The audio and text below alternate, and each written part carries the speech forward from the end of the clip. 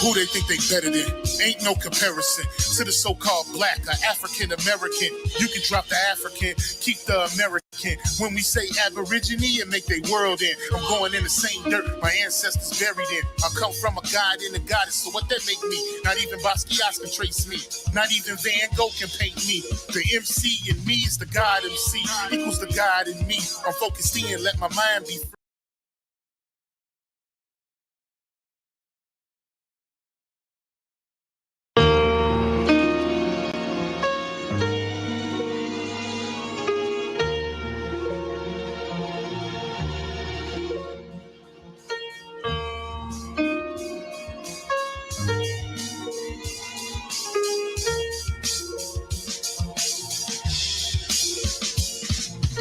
Who they think they better than? Ain't no comparison to the so-called black or African American. You can drop the African, keep the American. When we say Aborigine and make they world in, I'm going in the same dirt my ancestors buried in. I come from a god and a goddess, so what that make me? Not even Basquiat can trace me. Not even Van Gogh can paint me. The MC in me is the God MC, equals the God in me. I'm focused in, let my mind be free. You too blind to see. The Jews I give is real, it's been real. These ain't shots, they missiles. All you gonna hear is the whistle. Lyrically, this an execution. My verses start revolutions for my people seeking restitution. Since the beginning, fuck evolution. Or maybe my reality is all a dream. I put it together like I was sowing seams. So it seems this is that audio dopamine. Go against the regime, we put you where nobody can hear you scream. And send you to meet your Elohim. My nigga, this is savage mode. It's something that you can't decode. It started with a spark and I'ma let it explode. I was given the cheat codes that'll let me dump and reload and go through them waves like a fucking torpedo. You dealt the cards of life, I just cut them diamonds with the ace of spades. Y'all scatter like roaches when they facing raid, or vampires when they facing blade. I'm trying to get next to Shireen like I'm getting played. You still stuck as a mental slave. You still stuck in that mental cage. While I'm making easy money, pipping holes in style. This my coming to age. Crowd roaring when I'm coming on stage. And when I'm done, they gonna be cheering my name. Drake Cobbs, and nah, I ain't quit my day job. I spit bars. I really rap on my day off. That's real shit. Just give you some tools you can build with. Aim high even if you still miss. Just keep going. It's a climb to the top. And I'ma keep flowing. Down Lake Shore, I'm Chicagoan. Yeah.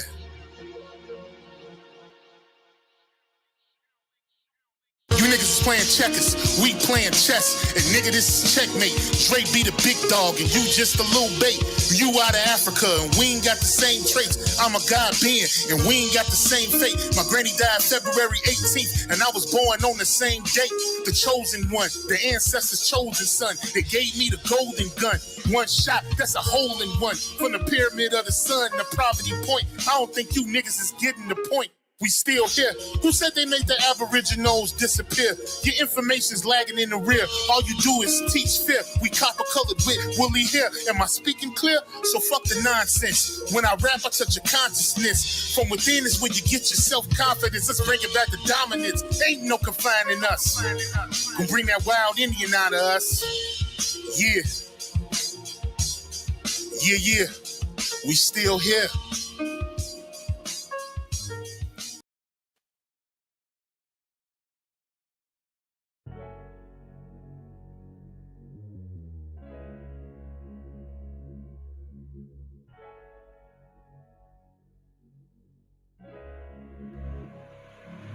And oh yeah, put that Super 7 in the air. Tell me how you feel it when you feeling up there. When you in the sky breathing rarefied air. When you breathing rarefied air, oh yeah. Put that Super 7 in the air. Tell me how you feeling when you feel it up there. When you in the sky breathing rarefied air.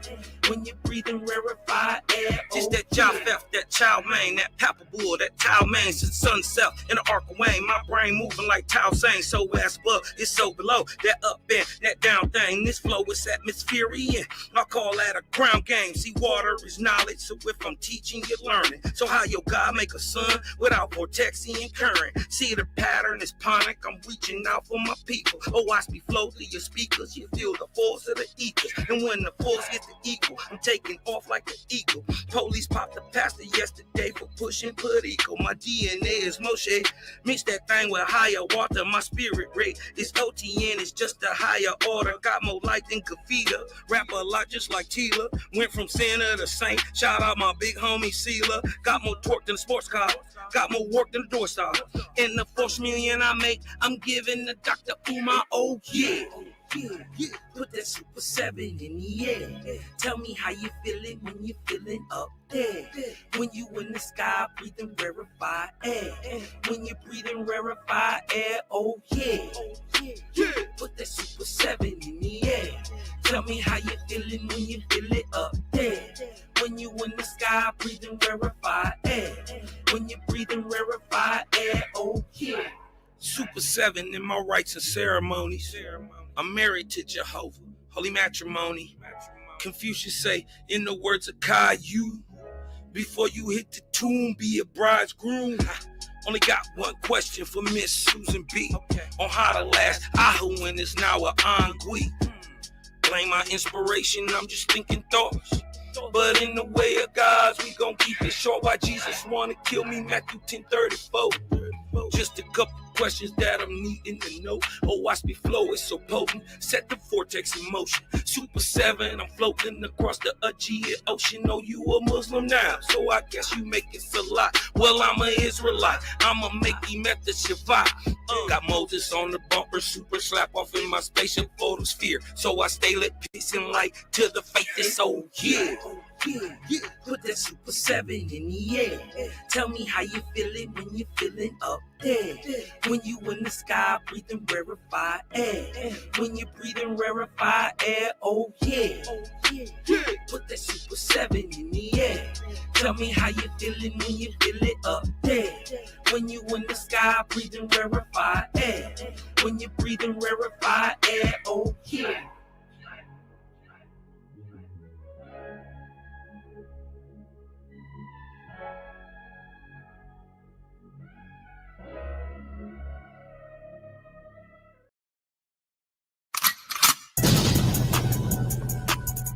Yep. Wild Indian, yeah. Hey V, line them up. I'm a wild Indian, you know I go crazy. Ain't really Indian, that boy fugazi. I just keep it player, you can never play me. You got an ass so fat, girl, let's make a baby. And another one. Then I'm back to the trap, I'm trying to double some. She a bad woke chick and I love her tongue. We some jurisdiction boys, we some 101s. Look, don't compare me to no Martin dog, I'm like Malcolm X. Job about our freedom, we'll leave a cracker stretch. Round of applause, boy, you know we clapping text. Chucky dog, child play, yeah, nigga, that's what's next. Open up the cans just like Arizona. Pull up mad stuff like we got the Rona. We set up jurisdictions when we buy the corner. How you claiming that's your hood and you not the owner? Be the B, I just pulled up in the need for speed. Free the land, tell the colonizers that they need to leave. Wild Indian up in my veins, you know how we bleed. You ain't gotta lie about who we is, dog, just keep it G. We at war, we can't keep the peace. Since we at war, gotta keep the peace. Whack a cone, then I meditate. Should I need to breathe? Keep a Olmec head when we slide, dog, cause we the shit.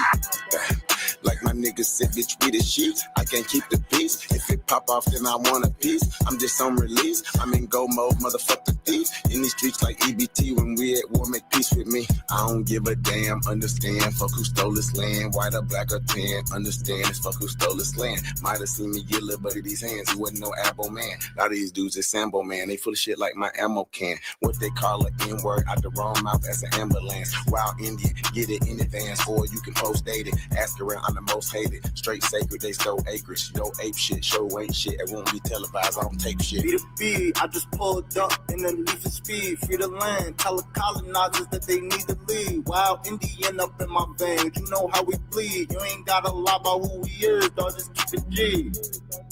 We at war, we can't keep the peace. Since we at war, gotta keep the peace. Whack a cone, then I meditate. Should I need to breathe? Keep a Olmec head when we slide, dog, cause we the shit.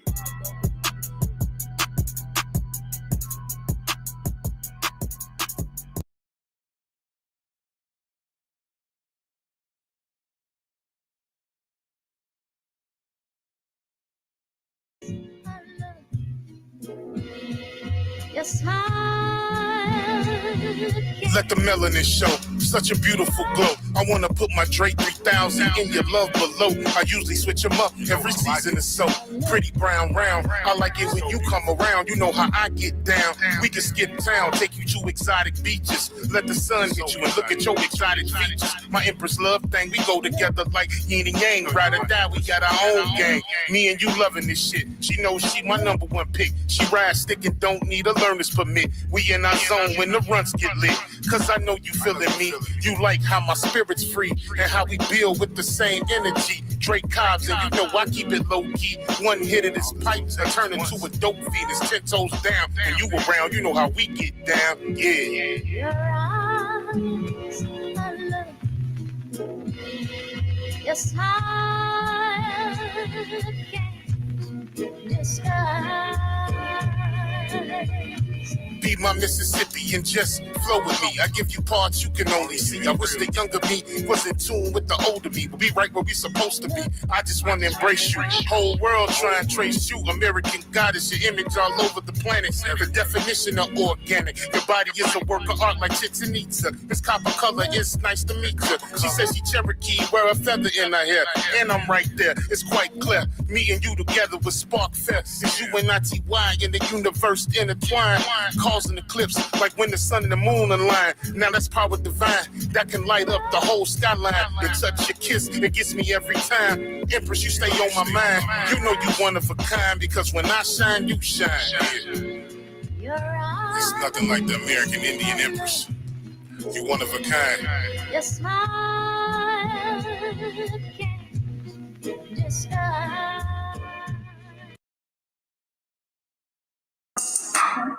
Call it ready. Read Youngin. Come on, man. Fuck a Pan-African, fuck a Pan-African, fuck a Pan-African, fuck a Pan-African. Hey, them niggas trash like some ooh. Try to get back to them slave boats. Hey. Try to get back to them slave boats. Hey. Fucking slave narrative, they phony.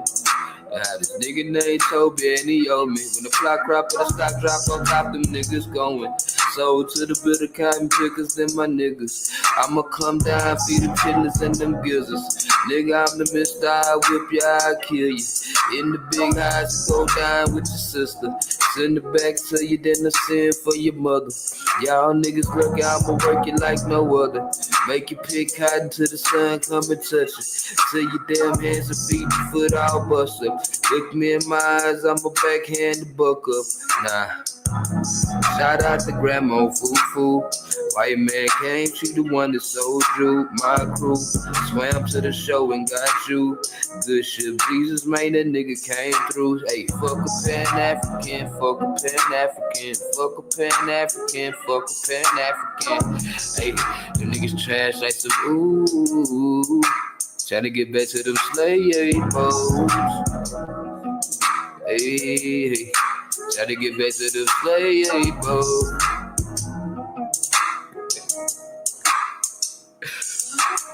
Fuck off it, fuck Lennon, fuck Jeffries, ayy. Fuck off it, fuck Ben, fuck Jeffries, ayy. Fuck off it, fuck Lennon, fuck Jeffries, ayy. Ayy.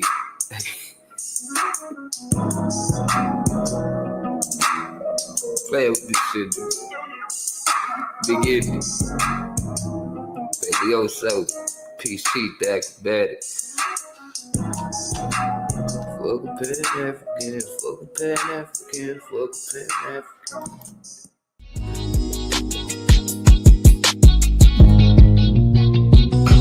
Say I'm hustling and I'm grinding. I'm making moves with my money on my mind, and I can't fall short. No, always keep it 1,000. Slow mo. Say I'm hustling and I'm grinding. I'm making moves with my money on my mind, and I can't fall short.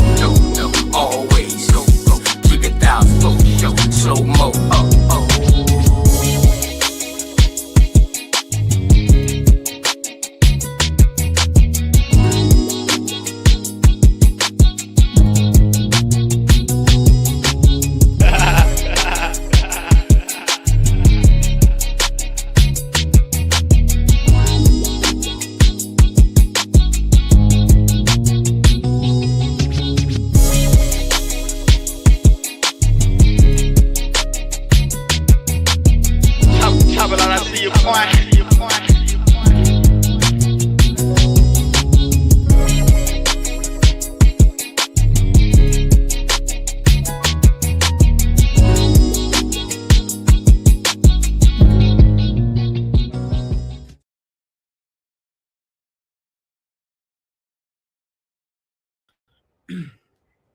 Peace and love, everyone. Peace and love to all the Aboriginal, Indigenous, Indians. Shout out to you guys. Thank you guys for tuning in. As promised in the title, okay, we got the GOAT, Supreme Chief Holiday. And before me and Supreme Chief begin to build and just bounce off one another, I want to go ahead and shout out this lovely chat. Thank you all so much for taking the time to come on in here today. I hope you all had a good holiday with your family and your friends. And I hope you all were able to, realize how grateful and thankful you should be to be an American Indian, to be who you truly are, and to know who you are, and to be in that fold of things. You know what I'm saying? It's a beautiful thing. Damn, it feels good to be Aboriginal, like Bap like to say. That shit true. Damn, it feels good to be Indian. Damn, it feels good to be true to the land. And I'm thankful for that. So let me shout out everybody in the chat, and then I'm gonna go ahead and let Supreme Chief, y'all know him, but I want him to, ever so lovely introduce himself. But first, I want to shout out Big Dog Philly OG. Hey, family, and guys, subscribe to Big Dog Philly OG. Y'all check out his channel. Me and him did a great build, like a week ago or something, like a week or two. So tap into Big Dog Philly OG. Engine number 9. George Richard III, peace and love, family. Straight Smoke, hey. Oh, dude. Hey, boo. Peace and love. Focus Minds, hey, boo. Always wins. Damn, I gotta slow down. Aboriginal Dark Doom, peace and love. Who else? I must be missing some folks, okay?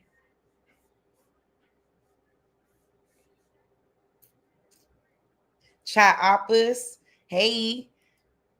Michael Akamakhurst, peace and love. Brother Wolf, peace and love. Executive Sessions 420, hey. Peace and love. Brother Wolf, of course, peace and love, family. Let me get you wrenched up. I don't even know why you don't have a wrench. That's crazy.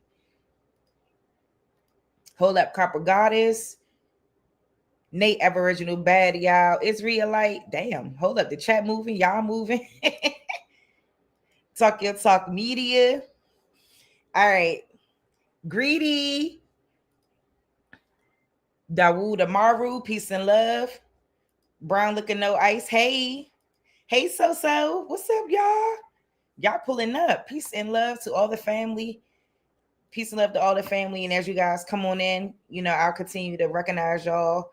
Peace and love to everybody. Shout out to all the motherfucking Indians. Y'all know what's up. Wild Indian gang up in here. So let me give it over. Let me get it over to Supreme Chief. First of all, before I give it over to Supreme Chief, thank you so much for coming to the platform, Supreme Chief Holiday. It's always a pleasure to have you. It's always a pleasure to have you in the chat.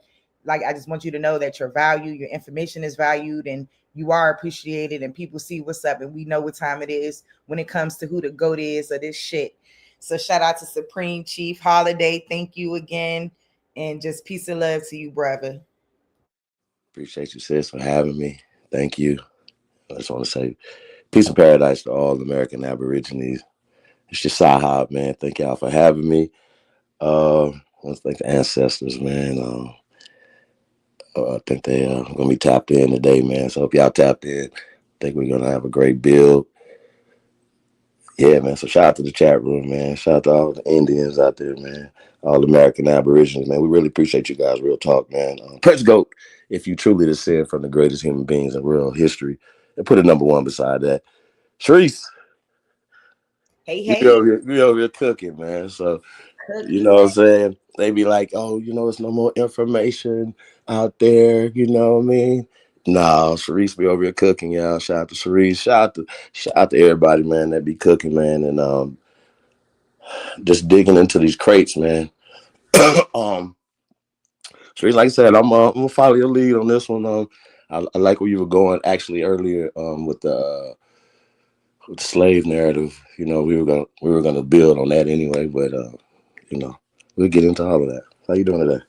I'm doing wonderful. Thank you for asking. I'm doing great. You already know I'm so hyped that you up here right now, Supreme Chief. I'm hyped because I'm like, bro, like, yes, like, we finally made the time to make this happen, and I hope that we can do more and more of these builds, and we can continue to enlighten our people with different mindsets, different ideologies, different ways of thinking, so that they can inform their own thinking to go do their own research. You know what I'm saying? And I think that's the beautiful thing about it. And when I say do your own research, fam, I'm talking about into your own family, into Right. everything that you could possibly dig into to understand this truth and why it applies to you as an American, as someone who was born here, as someone whose ancestors go back way far in history and in life on this beautiful Turtle Island soil that they want to now call America, people.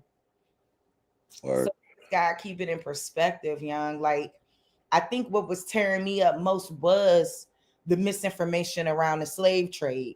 A lot of misinformation around it. And I think that was the biggest. I mean, outside of me finding my lineage and finding what it was and knowing the truth now, also it was the slave trade narrative. Because I think Supreme Chief, my biggest issue is with people who act like original people aren't melanated in North America. I think that's my biggest issue. well, I mean, it's a lot of cognitive dissonance, right? But it's because of the miseducation system here in America, right? Which we have a different education system, obviously, than other countries. So we just got to know that. But this education, the miseducation system, indoctrination that we have went through is really, really unique, you know what I'm saying, to the psyche, with all the evidence, not only oral traditions, which first off, start there, which your oral traditions trump narratives, trump people that don't know you. Um, shout shout to Mr. I Could Do It All. We were chopping it up and we were talking about, everybody going on a journey, you know what I'm saying? We just accept the narratives given to us in school. But when we go back, a lot of us got this story. We go back to our grandparents, right? And you start talking to them and asking them questions and say, Grandma, did you know your grandparents? Like, yeah, I even knew my great grandma. Some of them even knew their great greats because people were having babies at a younger age, you know what I'm saying, back in the days. But here's the crazy part about that, right? As we go back, you just don't have one grandparent that produced you. You got 4 grandparents, 8 great grandparents, 16. You understand what I'm saying? And when you get to talking to, these people, the narrative of slavery is not there in your family, not Kunta's family, not my family, your family, right? We just accept the narrative and we put the narrative because, we were, these people in these areas. I'm from Mississippi and, I'm a Hold on, Supreme Chief. researcher. Before you really, really go into it, a question just Yeah. popped in my head. Yes, ma'am. Why do you think people ignore their family history and believe the narratives that are being taught? Do you think that this is a mental disorder, or do we think that this is more so just like a complex around victimhood, right? And wanting this type of narrative to be true. But then when the realization comes in that, oh shit, my family ain't have no slaves, I think a lot of people think that misplaces them in history. So what do you think about that? Well, I can only go with my experience, right? I can't talk about nobody else's cognitive dissonance, right? But growing up on my land, knowing who my people were, stuff like that. When I went off to school, I was the first person on both sides of my family that went to the university. You know what I'm saying?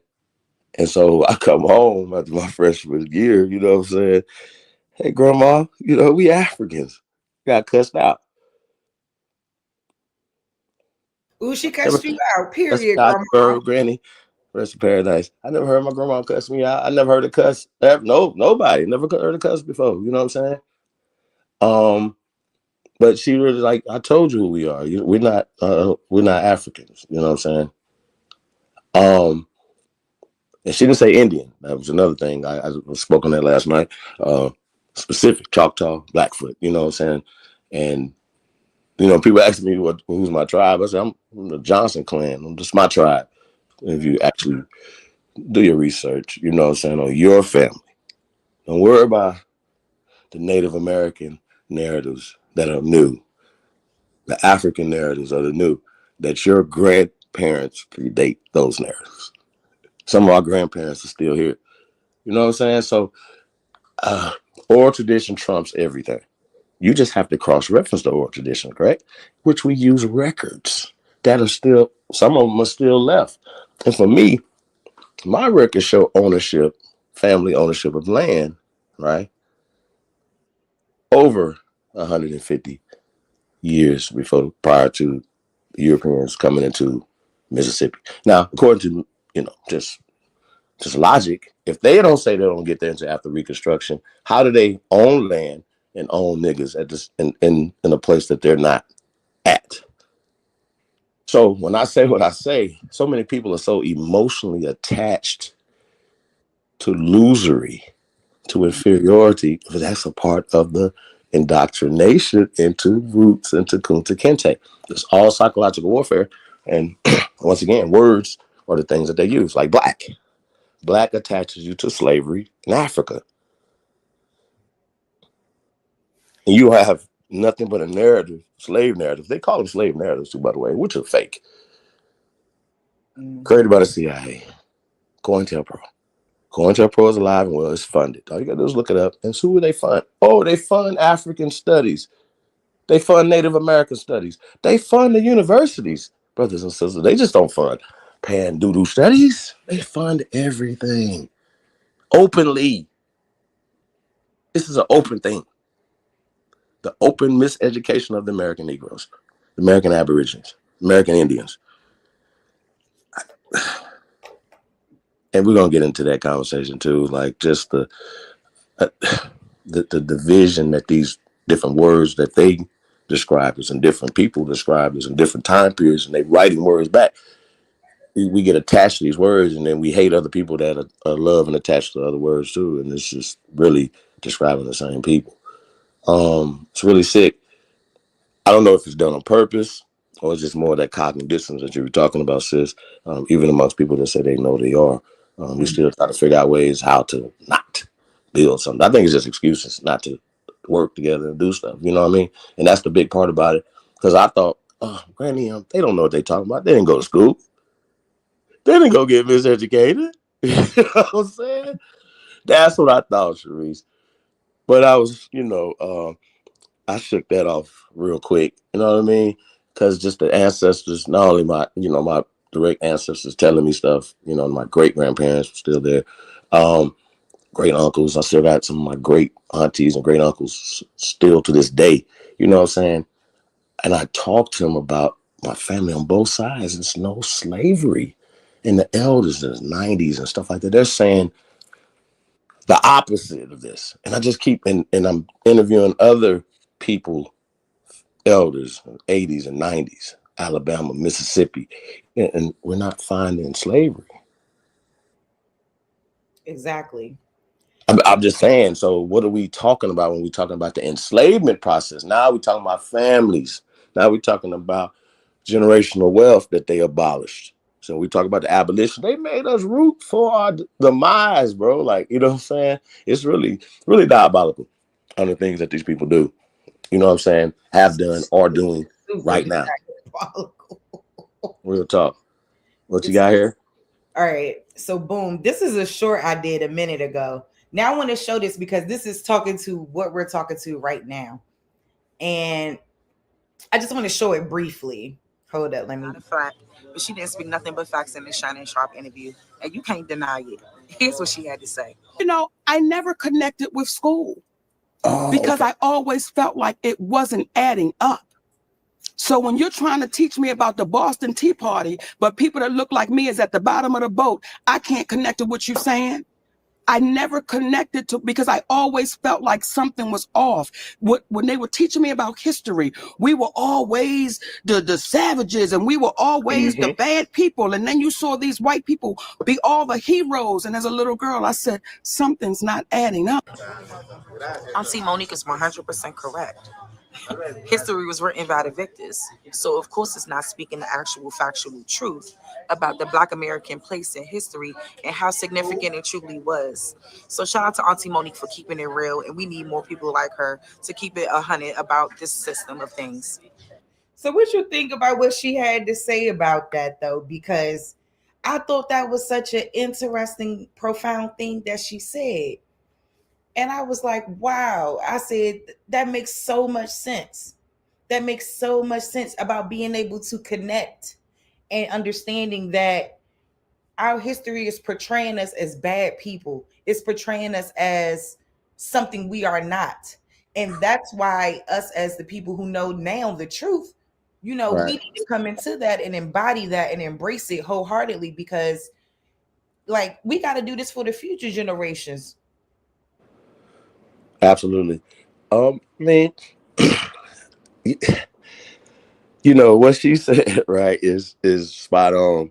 And when we talk about the miseducation, right, process, when they're trying to take it out, you know what I mean, out of the school books, now you have people who are victims, right, or paid to be victims. Like, see, remember CIA going to the pro, remember the deep state, working against Aborigines here in America, working against Americans, flooding Americans with immigrants, and then giving those immigrants funding, rights, taxes, things over us. This has been happening over 120 years.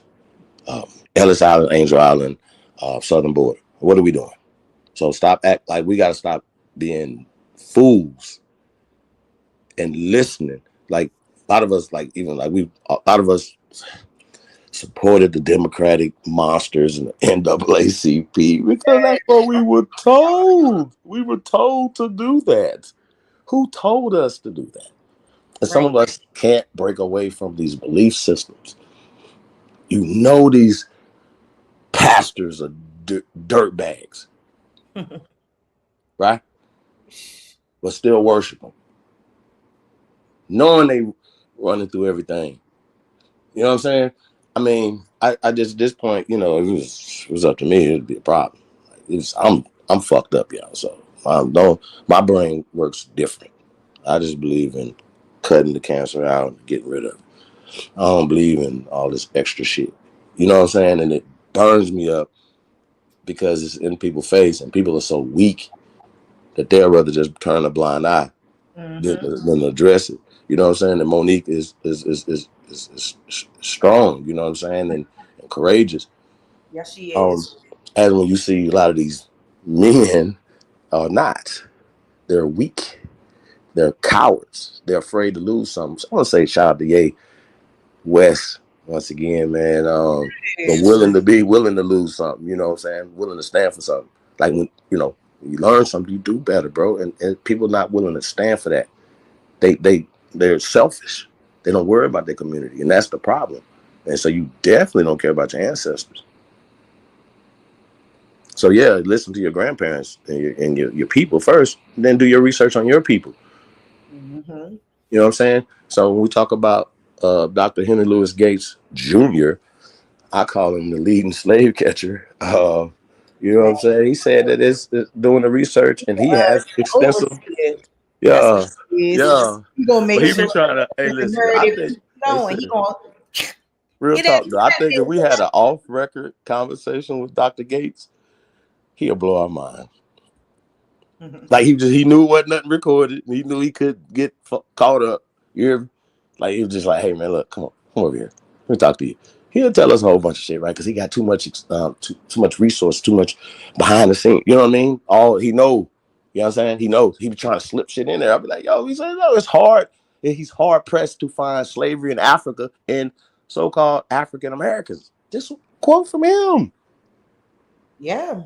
What are we doing? Like, why do we just continue to? So now, shout out to Waya Nation, shout out to Sister Betty.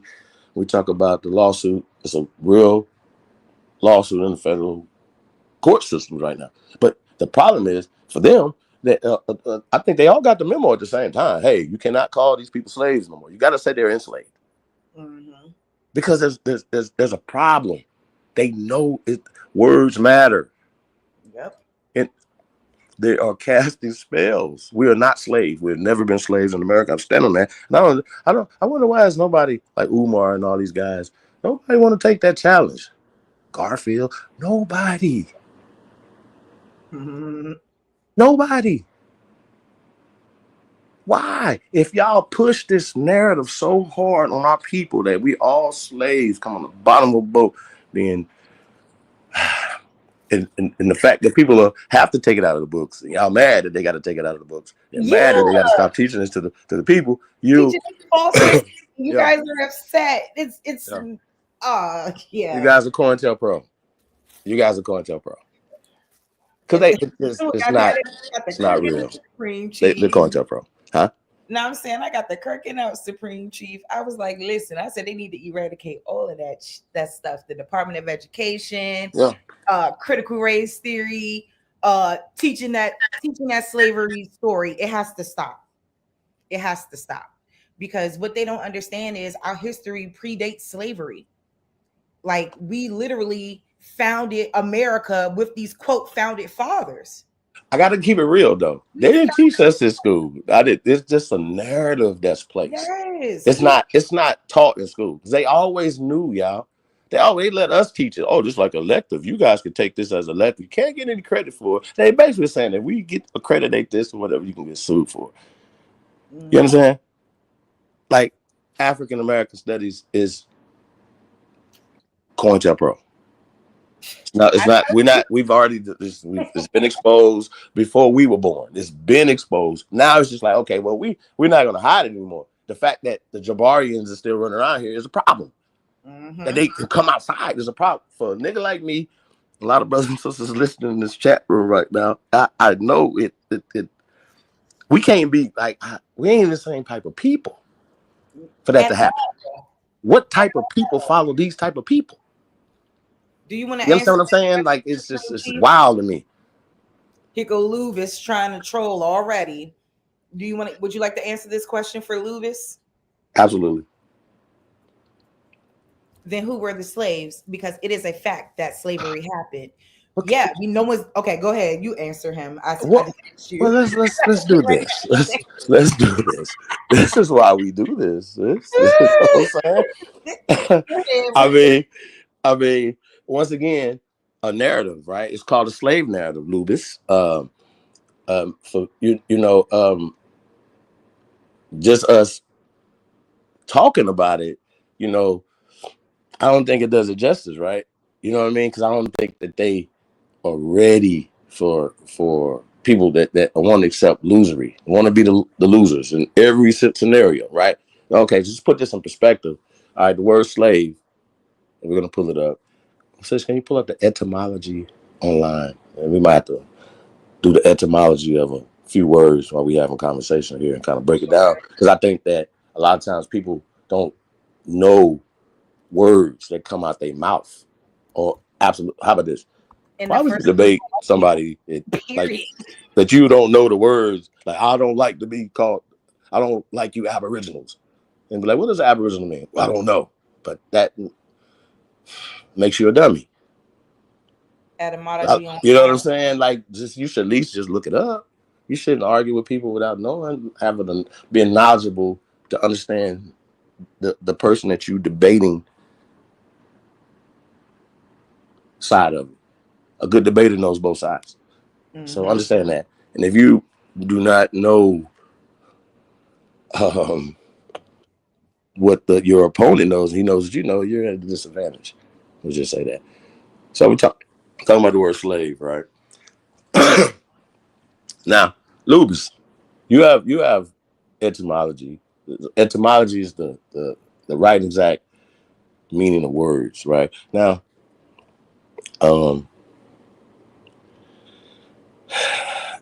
everything has been changed. I would admit that across the board, you know what I mean? But we're only going to go with what we can go with, the definitions that were given to us. Not, because we speaking a language that, right? We're not speaking another language. We're not speaking an ancient text, but dialect of it or anything. We're not speaking Spanish. We're speaking American English, right? And according to them, the word slave comes from Slavs. Since I can't see that. I'm sorry. Hold on. Let me, my bad. Let me make that. Well, I'm blind, yeah. He can't Oh, read. Now, I can read, you motherfucker. can read. I just can't. I need some glasses.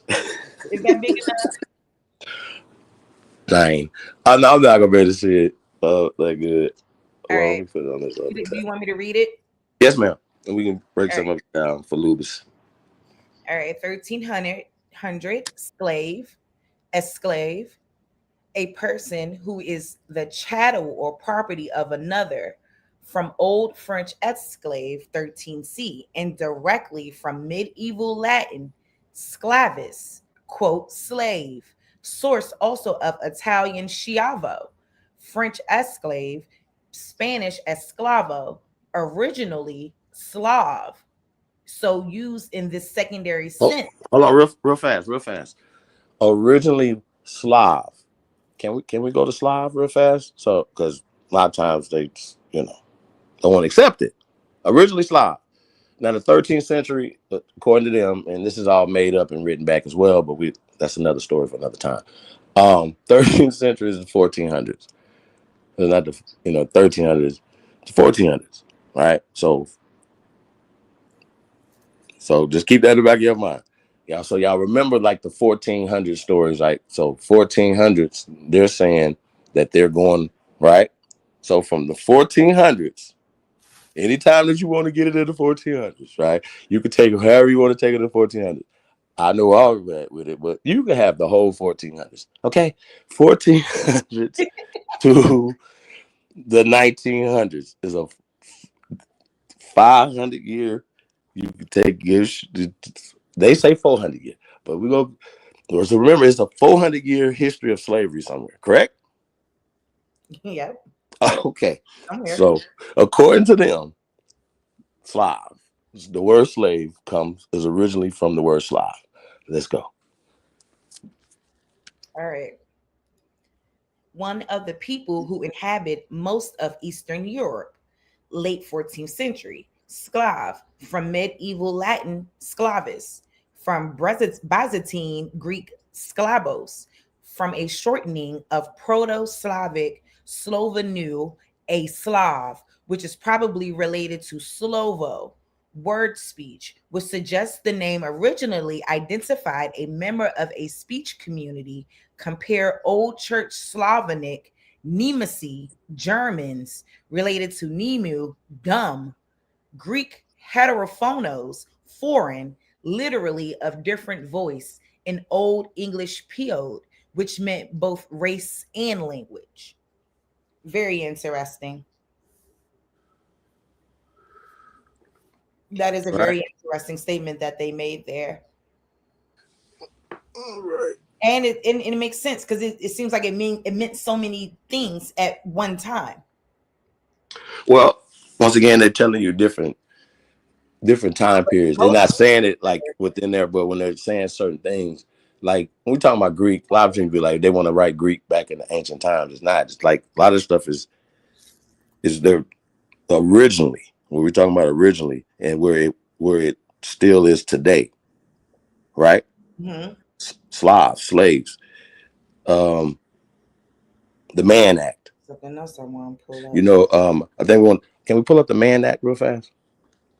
Sure. Hold on. Are you familiar with the Mann Act, sis? Give me 1 second. Yes and no. Now we know what the beginning is, right? This is the beginning. All right, let me.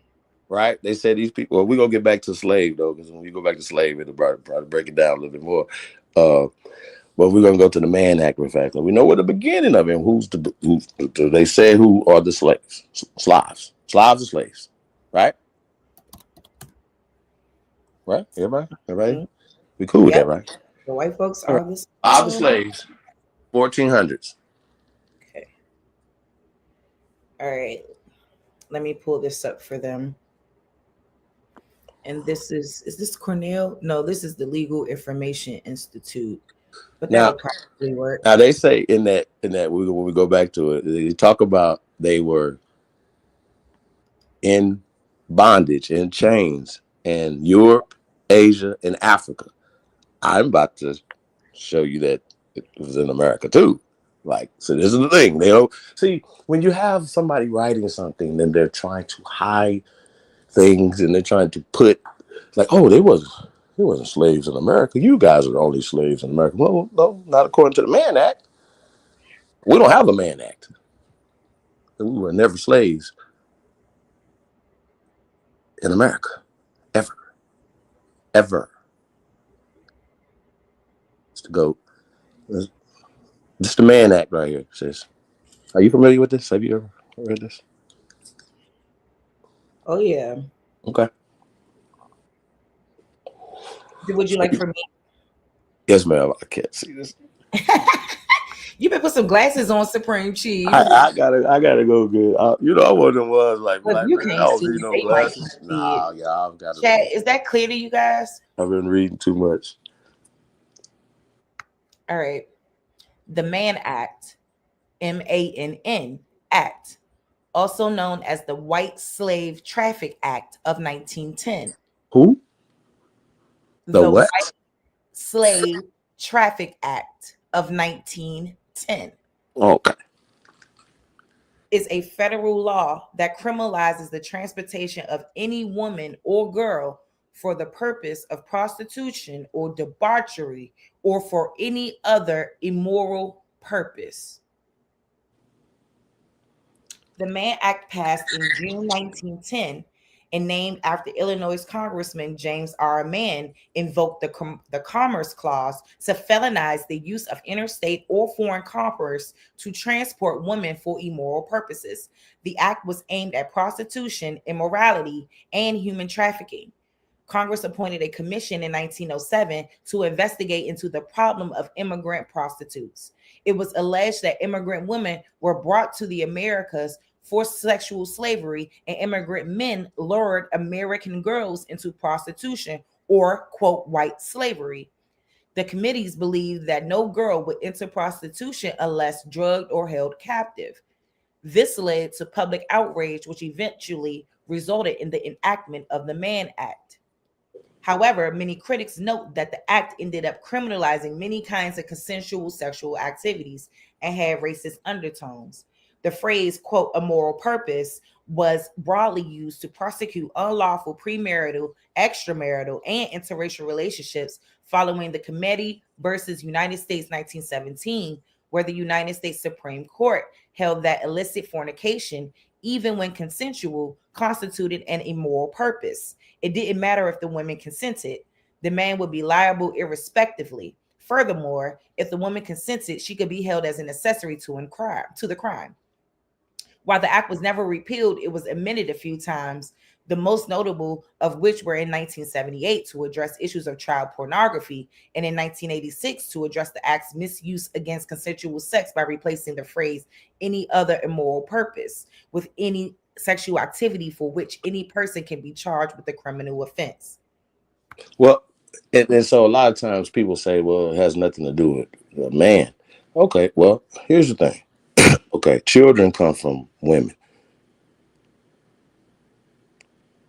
Remember, the Emancipation Proclamation that just happened in 1865, and people still were kind of, living like just because you say you emancipated at 18, that though, like, you know what I mean? We act like that only applies to us though. The Emancipation Proclamation has nothing to do with race, has nothing to do with color, everything to do with breaking up families, actually. You know what I'm saying? But when we say it has nothing to do with men, it does. Like everything that we're talking about, it has everything to do with the family. Like, we talking about family law, talking about women. Women didn't have rights in 1910. Think about it. Like we still looking at shit from the perspective of right now. It was such an epidemic of transporting pale women across the Atlantic Ocean, right? And they say it was for prostitution. Like, what else could they do? Then now you got all these children, orphanages, right? Gangs, crime, this is what this was like. So we gotta put some stuff in perspective. Cuddy, What up? What up? What up, Charisse? What up? Chi, what is the deal, man? How you been, How Cuddy? y'all living? all is well. Shit, chilling. Yeah, See yeah, y'all yeah, in here cooking. I see y'all in here cooking. yeah. So I you know, we got some shit for today, man. But we got to get into the slave narrative, man. Like it's just so crazy. Why is it so hard for them to prove slavery, right? And then the foundation of slavery comes from narratives, comes from a fictional plagiarized book called Roots. It's not real. It's fake. Oh And yes, then it's brought up that one. Hold so on, keep talking about roots because I got a couple things on cue anyway about the slave trade narrative. If you want to hear them out, and then we can go right into it because I had to post that short. People was mad. That short got a lot of little views on it. The little boy from TikTok was cooking. let's get it. They was mad as shit at cuz. Hold up, let me see. Let's go. Let's go. Managed to transport 12 million people. So the transatlantic slave trade managed to transport 12 million people in a span of 350 years, with an average of 400 people per trip, with each trip taking about 2 months, meaning that they would have to transfer around 35,000 people per year in a highly coordinated, constant flow of ships from Africa to North America without error for 350 years, with factors like weather, navigation challenges, ship maintenance and repair. On average, ships lasted 10 to 20 years, mortality rates being 10 to 50% per trip, conflict and piracy. Only about 70 to 75% of the ships that made that trip ever completed their voyages successfully, meaning that this process was fraught with interruptions and challenges and far from. So the transatlantic pair, on average, ships lasted 10 to 20 years, mortality rates being 10 to 50% per trip, conflicts and piracy. Only about 70 to 75% of the ships that made that trip ever completed their voyages successfully, meaning that this process was fraught with interruptions and challenges and far from smooth and inefficient. Taking into consideration all these factors would make this process last over 5,000 years. This would mean there would have to be 86 trips per year that went Hey, flawless. can you pause this real fast? 86 ships carrying 34,000 people. So it says here, ironically, and I kind of knew this, you guys, but it says here over 12 million immigrants passed through Ellis Island between 1892 and 1954. Over 12 million immigrants passed through Ellis Island between 1892 and 1954. Bruh, I'm tired of them. What, you trying to get me to drop a bomb or something? Okay, you can do what you want. All right. So meanwhile, they're in chains in Africa. They don't colonize and take over Africa until the 20th century. You got to make this make sense, y'all. We could pull up them in chains in Africa in the 1890s. In chains, pale skins. So stop doing this. Y'all got to stop it. Spain is 9 miles today from Africa. Exactly. Right now, it's 9 miles, bro. Y'all think this? Y'all play too much. It is a complete renaissance, a complete rehaul of your brain, of everything, of the statues. It'd be like new ass statues of pale people supposed to be there 2,000 years. No, you weren't even there 500 years ago, let alone 2,000 years ago. And also, 12 million immigrants passed through Ellis Island between 1892 and 1954. Now, when we're going to talk about Angel Island, okay? Oh, his little ass almost finished. And they did not come here speaking English, by the way. They had to come here and learn English. I know y'all be like, man, look, we got actual evidence. Y'all don't have that. We have actual evidence. People came here, burnt shit down, and rewrote history. That didn't happen. What are we talking about? They did not. The colony and all this other shit. They don't teach that in England that America was under King George. They say that America was going through a revolutionary war, that we were fighting like amongst ourselves, which we are still doing today. What I get tired of is the conflicting narratives in history. And I'm gonna show an example of what I mean by that in a minute, but let's just 35,000 people flawlessly. Now, given all the problems that we just went over, this would make the probability of 86 ships flawlessly making it to the Americas from Africa at 0.00000 on average. He said 0.0000. I thought that shit was so funny, but he right. Like, stop playing yourself. Stop playing yourself with this. This is wrong right here. This is wrong right here. We shouldn't be going through this, but we are. Here we are going through it again. Okay, and just to put it in perspective again, steamboats pioneer began in America in 1787. Long after this supposed slave trade had already begun, right? I'm just saying though, like, you know, I mean, I'm just saying though, like, why we got to keep giving everything to everybody else though? Like, shit was made here in America, and we went steamboats here. We colonized Africa. They're just changing the narratives, man. Changed business, took over business through changing. A great movie, The Banker. Samuel Jackson and the brother Anthony Mackie, right? If you get into it, I actually got into the story before I seen the movie, so I kind of had a background on it, but it's just fucking mind blowing. Think about all the stuff, banks and all the stuff that the business and stuff and all the stuff that copper colored American Aborigines own across this country, right? We're just talking about in the industrial times, right? And the things that they did, the regulations and the taxation, the things they did to take from us, it's mind-boggling. And the things that they're still doing, the regulation, things they put on Americans, that keep us out of business and put advantages to the Pelosi's and the Trumps and everybody else. Now, here's the interesting thing about Trump.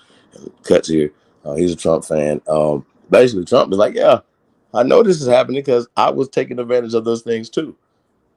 Against, it is not fair. Like, he told on everybody. Y'all remember the debate he did with Hillary Clinton? No, because I actually this time I was in full support of Trump. Period. Trump. Hillary Clinton was like, hey, this and the third. And he was like, hey, whoa, wait a minute, taxes and all that other stuff. He said, look, I took advantage just like all your donors did or whatever. You know what I'm saying? Of the tax things or whatever. You know what I'm saying? They basically breaking it down. Telling on everybody. He's like, hey, I'm telling on everybody. What he was doing was perfectly legal. Right. But it still hurts America. It does. But if it hurts Americans, all the illegal things. Of course, if you're a businessman, you're going to be like, oh, shit, I could take these advantages of this tax loops, or I could send my business outside the country and hurt Americans, close factories in America, hurt Americans, and all the, man, look, the illegal trade agreements that have went on since NAFTA. Stop it. Right. But you got to look at the whole history of America, period. Unfortunately, they've turned this place into a place that's known for stealing and taking other people's shit, including the very land itself. That's just what they do. It ain't right, but it's true. It ain't right, but it's true. And it's unfortunate, you know what I'm saying? But I can't say I didn't like a lot of things that Trump said about these migrants. That was my only issue. Like, I don't agree with everything he said, but definitely on the situation with the migrants, I definitely feel like that is going to directly impact and hinder us. So they gotta go. But Now, other than that, yeah, I understand people's sentiments with Trump. But we ain't got to go into that. Let's just stay on our American Indian business. Because once we segue into politics, it's a problem. But not always, though, because, I mean, when we look at the history of who was Republicans first, it was us. So what type of trickery happened that made us sway over to that Democrat side?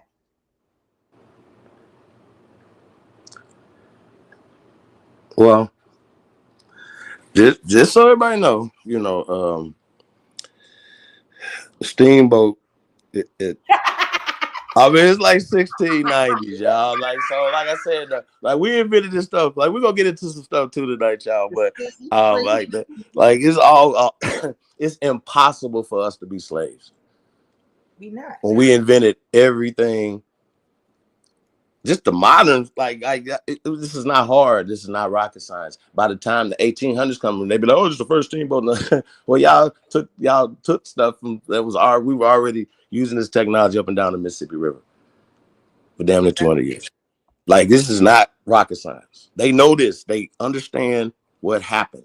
We have to understand what happened. And if you don't understand what happened, then that's the missing puzzle, because you can't reverse engineer it. It's all business. It's not personal. Everybody take the personal and the feelings. That has nothing to do with business. And now we don't seem to know how to do business amongst ourselves in our own community. Then we'll cross state lines, and definitely don't know how to do international business or intercontinental business. So we don't know how to do that no more. And we've been doing that for thousands of years in America. But somebody gonna come tell us, "Oh, y'all ain't doing nothing." No, well, the proof has always been in the pudding. This is crazy. It is. Hold up. It's something I'm looking for in particular. Let me see. Because I want to pull this up real quick. If I can find it. Lord, what page was it on? It's so long. Hold up, y'all. Because before I touch on that, let me just touch on what I already have on the screen, because I was on another screen. So right here, y'all, is an article by a white professor named David Eltis. His primary position is him looking into the slave trade. He's also the person who introduced the Intra-American Slave Trade Database to the Slave Trade Voyages website, right? The slavevoyages.org junk. So I feel like this man right here, even though he don't say it, I feel like in a lot of ways his work is connecting us back to America, because what he continues to find is that a lot of Africans wasn't there. So like even in this opening paragraph right here, he wrote, last year, the bicentenary of the abolition of the African slave trade by the United States, and 2008 is the bicentenary of that law going into effect. But there are perhaps better reasons to reconsider the patterns of the U.S. side of the African slave trade. More African migrants have arrived in the United States since 1992 than during the whole slave trade era. Hey, listen. I mean, I don't know what more to tell them. They'd be like, "It's Africa Town," when they didn't call it Africa Town. They didn't have a ceremony for Africa Town until 1992. It's interesting that 92 is an interesting number, because it's people older than this that knew before we were classified as African Americans. Yeah, some of y'all was in college when they brought that mumbo jumbo up, or before that, y'all already went through school. Like, this is crazy. This is bonkers for people to just keep believing in this mythology. It hurts everything. And then they be like, "Yo, we got to pass it down. We got to pass this foolery down." And they're emotionally attached to it. And that's what's crazy.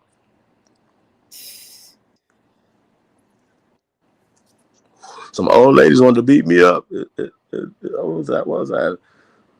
I was in LA. I'm trying to think where I was at. Yeah, they wanted to beat me up. It was like, no, we slaves. I was like, who told you that? Never. Never in your life. They Okay. wanted to fight me, y'all. They really did. And But I then had to de-escalate it. You know what I'm saying? Like they want box they because wanted to fight. it was told. It's sick too, but it's real. We gotta pick. You got because you gotta check the temperature in the room, man. People be emotionally attached to this stuff, boy. You get your cap peeled back. Old lady with a pulled up switchblade out on you. You know what I'm saying? So be careful out here, man. Like, you know, our people are really psychologically damaged. Real bad. We all are. We all are. Some of y'all still have nightmares to get whooped like Kunta. Stop it. Yeah. You know? Shit, for real though. For real. God. For real. You imagine how much of that false history we done passed down to our people, thinking that you spared a rod, you spoiled a child, and all this dumb shit that we done did, beating our kids to death. You know what I'm saying? It's sick. Mm-hmm. Sick. The slave master didn't beat it, the mama did. Look. So the slave master wouldn't do it. What? What are we talking about? Like, come on, bro. Hey, no. Come on, these narratives, man. And that's the thing. Okay, so now, and then no matter where you at, like, then you don't even got to be relegated to slave states. Like, you know, I don't even like the term slave states. So when we're talking about industrial, agricultural society, children, right, are important. Family is important, right? Yes. So we definitely got to pull the etymology of the word family up, because I think this is very interesting for people who never seen the definition of the word family. I think it's very important. So whenever you get a chance, I know some people are like, Chief, y'all just going over stuff. Okay, well, if you know, why you ain't taught nobody this then? How about that? So there's other people that need to learn this information. If you know it, that's fine. You know, maybe you can get something else out of this, or maybe something else you can share with somebody else. Also, why don't y'all do the sister a favor? Like, share, subscribe. Share this on all your social media platforms, if you don't mind. Don't be a cuss to your whole life, man. Shout out to Crip Mac. Free Crip Mac. Yeah, man. Y'all tweaking. So real quick, Supreme Chief, I want to know what you think about this. So when we talk about conflicting narratives, anything that I've read most of the time, when we talk about this quote African slave trade, it's always coinciding with this quote Indian slave trade. Like the story's exactly the same, minus a few edited details. So when I read this, I found this interesting. This small excerpt, and I'm gonna just read it. And I just want to know what you think, because this came from the annual report of the Bureau of American Ethnology. This is the 19th annual report. So this one is like 1900, I think. I got to double check that, guys. But I believe that's like 19. I think this one was 1900. I got to double check it. But anywho, they're talking about obviously American Indians here. So right here, more particularly in South Carolina. But nonetheless, y'all understand when I read it all. Just this one little part. I'm not going to go through this whole thing. In regard to the contact between the two races, by which such stories could be borrowed from one by the other, it is not commonly known that in all the southern colonies, Indian slaves were brought and sold and kept in servitude and worked in the fields side by side with Negroes up until the time of the Revolution. Not to go back to the Spanish record when such things were the order of the day. We find the Cherokee as early as 1693 complaining that their people were being kidnapped by slave hunters. Hundreds of captured Tuscarora and nearly the whole tribe of the Appalachians were distributed as slaves among the Carolina colonists in the early part of the 18th century, while the Natchez and others shared a similar fate in Louisiana. And as late as at least 1776, Cherokee prisoners of war still sold to the highest bidder for the same purpose. At one time, it was charged against the governor of South Carolina that he was provoking a general Indian war by his encouragement of slave hunts. Furthermore, as the coast tribes dwindled, they were compelled to associate and intermarry with the Negroes until they finally lost their identity and were classed with that race, so that a considerable proportion of the blood of the Southern Negroes is unquestionably Indian. Where does this come from? That comes from the 19th annual report of the Bureau of American Ethnology. When was this written? I believe early 1900s, Supreme Chief. So this was written in early 1900s right here? I believe so. I'm going to double check it and fact check it. But I found that interesting, especially the part of working together side by side up until the point of the revolution. I feel like that's very interesting. Who was it? Well, what's red flags for me is like, well, you know, it's just terminologies that they're talking. It's a modern written document right here. You know what I'm saying? And yeah, just, you know, we talk about the authors and people, you know, of this. Once again, these are modern stuff, writing it back in time, right? Writing narratives back in time. And a prime example. Not saying it's not a official anything. No, it'd be correct. I'm saying it's about cross-referencing things, because people say, "Oh, this is a source." Well, it's a reference, and it needs to be cross-referenced with things that come from the 1600s, for instance. Correct? Like, this is how, you know, research is supposed to research, the cross-reference, to make sure that anything that you present will hold up. Like, you know when you present it, huh? Could be borrowed from one by the other. Right. It is not commonly known that in all the southern colonies, Indian slaves were brought and sold and kept in servitude and worked in the fields. Have we ever seen these Mongoloid people in the fields? No. Or being represented there? Because once again, though, Indian doesn't describe Native Americans. See, once again, though, these things didn't exist in the 1600s, 1700s, 1800s. Mongoloid people are the true people. Hear me out, though.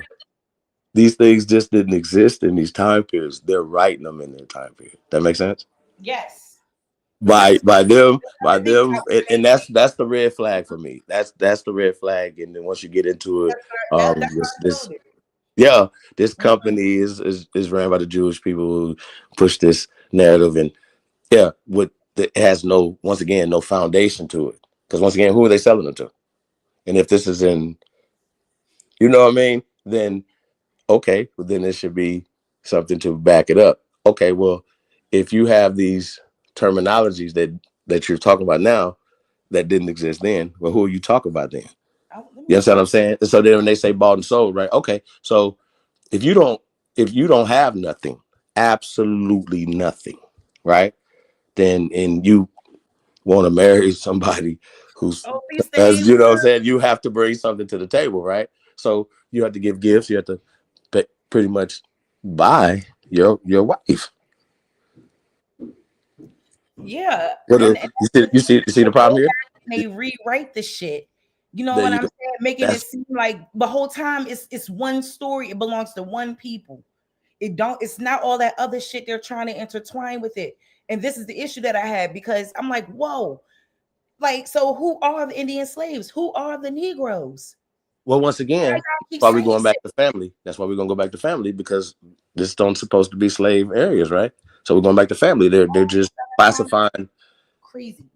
They're just classifying the concept of family as slaves. So your child run away right now, 12 years old. Who's going to go get them? Slave catcher, right? They go away from you. You keep your child at home. The truant officer's going to come to your house, knocking your door. Hey, what are y'all doing? Get to school, or they'll lock you up. So there's laws, there's things, or whatever, you know what I mean? But I'm sorry, Supreme Chief. This was 1898, so 2 years before 1900. 1898. Right. And so Yeah, man. I mean, like I said, I still question a lot of things, you know what I mean? Because these people just create a narrative. Because I still stand and say, okay, well, the slaves are Slavs, correct? Yep. Okay. And you came here with nothing. And at some point, you was definitely not in the South, like the numbers and saying, if, you know what I'm saying? So they conflate time periods as well. You see what I'm saying? So these people, even if they say it's 18, whether they could different editions and rewrite it, more modern terms. You understand what I'm saying? Mm-hmm. Once again, writing narratives back in time in the 1600s. That's the problem. That's what they have done. That's what they continue to keep doing, and classify family dynamics as a No, how where slave. This slave is running away. You know what I'm saying? From this. Where was they family. at when we were shooting in the gym, Supreme Chief? Where the fuck was they at when we were shooting in the gym? I want to know. I want to know where these folks was at, because all the only thing that I've seen is just pictures of them putting these people in history, but they weren't here. That's more modern times. This not real. Where's they land? These are refugees. These are people are mixed with the Germanic people who came over here to mix with the people here, and when we got to put the reason why they have the miscegenation laws and all these things is to stop all these mixed orphanages and all these other things going on. Y'all, like, these people did not have nothing, absolutely nothing. So they had to create these systems, the things to help them. Social engineering. Like this is what when we talking about food stamps and all this other stuff. All this stuff had to be created. Like it's been here for the 1600s. No, it's created in the 20th century. Our brilliant minds created that though. So if you guys owned us and did all this, how are we in this position in the 1870s, 60s, 70s, 1800s? How are we in these positions if we are the slaves? At this time, that doesn't make any sense. That's stupid. Why would you have to flood all these cities that were here for hundreds of years? We can pull this up. Hundreds of cities. Yep. Hundreds of years. We built them. Negro cities, like they've been there. Yes. So how do you? Here's the evidence of this. You don't have evidence of this. Like, we have evidence. You don't have evidence. You have a narrative. It's a slave narrative, and it's, once again, we're gonna get to family in a minute. And if you haven't seen it, like I said, it would maybe change your perspective and how they continue to keep saying stuff. Now, this right here saying slave, right? But guess what? Revolution. Guess what? Egging off of that, like what? This, when they rewrite this right here, it's gonna have to say enslavement. Yep. You see how they do that? Hey, yo. Yeah. Hey, so that's all they got to do. When they rewrite this, when they revise it, they're gonna put enslavement in there. That's all they have to do to make this updated. This is, go ahead, Cut. My bad. What's up with the pissy colored paperwork, baby? Don't go started, Cut. That ain't my paperwork. Shoot, You know, not a coincidence. The king of pissy paperwork. Right. Yeah, that's that ancient shit. That's that bullshit. Okay. Shit, I just want to put it on, showing in this original context. I ain't touch it. Okay, that's what they said. That's what they said. Period. I don't know, yeah. Yeah, shoot, that's a whole nother. Yeah, knock is a whole nother topic in itself. That's a whole nother topic. But once again, they conflate times, though. They conflate Jim Crow. They thought African American in the 1700s. Yeah, niggas didn't get free. Y'all remember niggas didn't get free to 2019. Remember? They ain't free. Niggas didn't get free to 2019. They had a celebration for it. And what people don't even about the voting rights. 2019? That voting rights that they put in place for us, that got to be voted in like every 60 years or something. Like that comes back around and hits Congress again to give us the right to vote. People don't even understand that. And how crazy that is. But that even sees progress again. It shouldn't, but it does. You know, it always be us, right? Like, and it's always us that's being used to usher in the them. Like, you know what I'm saying? Like right now, are they not using us to push for them? Always. It's what they've been doing this. The Freedmen Bureau Act wasn't for niggas getting freed. It was for the refugees, the German refugees that were getting they freed out of over 1,000 refugee camps here in North America, guys, in the late 1800s of the 20th century. What are we doing? Stop it. I showed them videos about 12 million of them came here with nothing. How do you let 12 million people come over here with nothing? Explain that. Oh, okay. The same way that they let the millions come over here now. They didn't bring no wealth with them. Come on, y'all. Like, pay attention. Our 12 is not as your 12 million. And that story didn't come until after they got here. Do your math. Exactly. Don't do this. Come on, do your math. That math ain't math. No, that's why Ali Bible said it's a math problem in America. It is. It's a math problem altogether. They get to us and be like, well, only 30,000 of Africans came to actual North America. But we it's okay. No, stop it. Stand down. We're done with y'all. We're done. You can't have it. You can't. We're not about to do this. And so, once again, they got to explain why you've been funded by the CIA, why you pushing the narrative that you can't prove. And if you think paperwork is enough to prove what you're saying, it's not. I have debunked every piece of paper these niggas have ever pulled out. Ever. Period. Ever. And if I didn't debunk it, I just didn't want to, I didn't see it. There's nothing that they can produce that wasn't produced by these people. They call them facsimiles because they burnt everything down several times. And we wrote it up, it didn't come out right.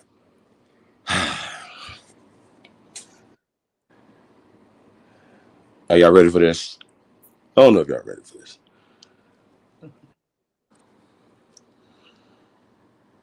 Shout out to A1, man. Shout out to Jaguar. Yeah, A1. I just seen A1. Shout out to A1 in the chat, man. Big Aboriginal power, man. First time he ever been in my chat, so shout out to him. Hey, Cuddy, I need the situation. Hey, do you mind if I send A1 the link, sis? Oh, please send it to him. Okay. Cuddy, do you hear me? And shout out to American Isness. Hey, beautiful. Yes, Madam President. Yeah, I can hear you. Yeah, I need like a bomb or something for A1 hitting the chat. That was crazy. I know. I'm on my phone right now. I'm over here on the lazy man status. I got my computer updating and shit. I updated a whole bunch of shit. I've only got 2 more hours with y'all because I wish I could go longer because we cooking right now. But maybe we could come back and do a continuation. Not right this second, but in like 2 hours because my baby got her Nutcracker rehearsals tonight. My baby is in 11 shows for the DC's production of the Nutcracker. So I'm very excited. So y'all wish my baby good luck this next month. Good luck to her for sure. Yes, I'm so proud of her. And like, you know, we got to get this information out here for our future, for our kids, for their cousins, for their lineage, so they can understand who they are. It's important. It's important for all of us. So, and I always say, youngers, if you don't know your past, you don't have a future. People don't like to talk about the past. I'm like, yo, we got to talk about the past because what we don't understand is how distorted they've made our past. And we need to go and get into it and understand and talk to your relatives and talk to your people, even if some things may hurt a little bit. You know what I'm saying? It's important that we dig into it, young. And a lot of things hurt me in my genealogy and things that I saw. But it is what it is. And we got to keep pushing to the truth because the truth is what matters. That reigns supreme. Ain't nothing going to change that because we the only motherfuckers that can't get deported out of here. Nowhere. Man, my youngin' just got accepted to the college he wanted to go to. Oh, that's right. You know what I'm saying? What he want. Yep, what he wanted to go to, you know what I'm saying? He graduate this year with from high school, but he'll graduate with associates in business because he's been doing business classes all in the high school and shit, as well as playing his saxophone. So he doing his thing. Yes. What's up, man? Shout out to the young guy, man. You know what I'm saying? Little more. Yeah. Y'all keep doing what y'all got to do. Y'all stay focused. And what I realized too is a lot of the youngest, man, they really up there, like in terms of their thinking, their thought process. They don't let motherfuckers think for them. And I can always appreciate that. I think the millennial generation, my generation, was more so controlled by media, propaganda, everybody just doing what everybody doing. You know, not too many people really thinking outside the box. And if you did, you almost get bullied for that. And it's just good to know now, you know, that these children are growing up and at least they can express themselves however they want and believe whatever they want to believe in, and also go for their dreams at the fullest capacity. My niece is in school to be a doctor. Her major is like neuroscience or some shit. I'm like, oh my God, in Chicago. So, you know, I'm just really proud of, you know, this generation, but we just got to keep pushing the truth in the day. Some of them, they wild too now. They wild too. But I think every generation had a wild period. Everybody. So, you know, at some point, it's about blah. It's about us bringing it back into the fold. That's it. And shout out to everybody coming into the chat. Hey, Owlat, Rain Alexander, Libra Sun, peace. Damn. Mama Chief Powerton, Executive Sessions 420, OTK. Hey. Mouthpiece, peace and love to everybody. David, damn, y'all in here. Peace and love. I know the GOAT brought y'all. Shout out to everybody that came in through the GOAT period. And DJ Nah, they come to see you, sis. They come to see me. This ain't what y'all want. All right. This ain't what you want. Crazy. That's my new hashtag, y'all. This ain't what you want. Yeah. Yes, welcome, don't subscribe to me. Yo. Hey, man. Shout out to everybody, man, that's pushing through, man. Peace of the God, Hanu. Amaru Key L, aka the Attentionist one, is in the motherfucking building. Yes. Peace to A. Y'all. Peace to the gods, man. Peace to the goddesses. Peace to Tanchans, the Aborigines, North, South, Central, and the conjoined islands. Peace to my sister, ChariseTheRealist, my brother, Supreme Chief Holiday, and my brother, DJ Cuddy. Hey, what the fuck is on, nigga? You must be on that zesty orange right now. What you on over there, cut? Man, I'm on my zesty orange with some bananas in it. You know what I'm saying? And I got me some Florida Kush. And I'm about to listen to A1 Cook. Cook. Yeah. Hey, look, Sharice, what Chief was telling you is true, right? These people rewrote history. Even the whole Indian slavery shit is bullshit, right? Because think of it like this, right? If once we find out that blacks is owning slaves, right? These black people never was enslaved, and these people are the Indians. So how was they just randomly rounding up Indians and enslaving them? And even when you go into, like, you know, you get literature that supports that one of the largest Indian slavery territories was South Carolina. Well, hell, one of the largest black slave owner territories was South Carolina, Louisiana, Maryland, Virginia. You understand what I'm saying? So, like, two things can be true, but not in this case. You understand what I'm saying? So, like, Europeans saying they rounding up. Europeans are saying that they rounding up Indians at the same time where they leaving out the fact that Negroes was owning slaves, and these Negroes was Indians themselves. You know what I'm saying? Even when you get into what the fuck is my man name? Anthony Johnson, right? Anthony Johnson, when you look up and you do further research on him, his family was Nottawa. His family was already from Virginia. You understand? Mm-hmm. So, you know, with that being said, like, These people is convoluting. They created a whole history. They created Reconstruction. These people wrote themselves into history to write us out of history. And from that point on, we've been confused. A lot of these books we reading was actually created after the 1900s, because they would tell you that these books are from the 1800s, but then when you look when they was published after 1920. You understand? So it's like they using a lot of confusion on the behest that, you know, a lot of our people say, oh, you could. So, Yeah, go ahead.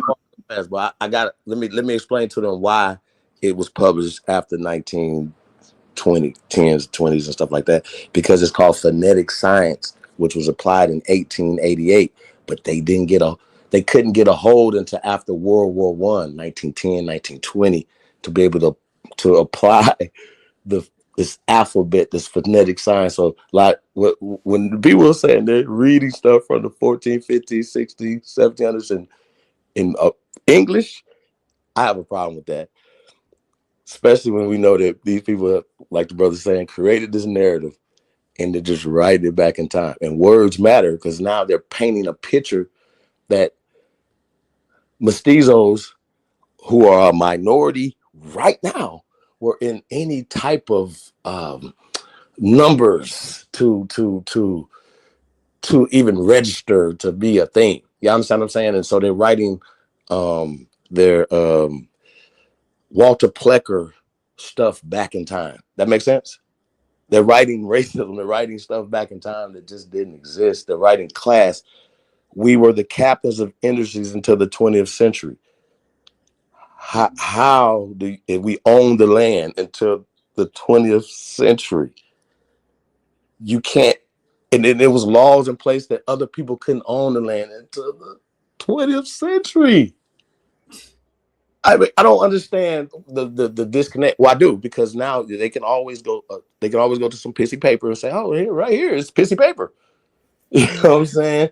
And not understanding that this is new and they just writing shit back in time. So you got it, brother. Yeah, I mean, honestly, like these people then did a good job of hiding or covering up the history.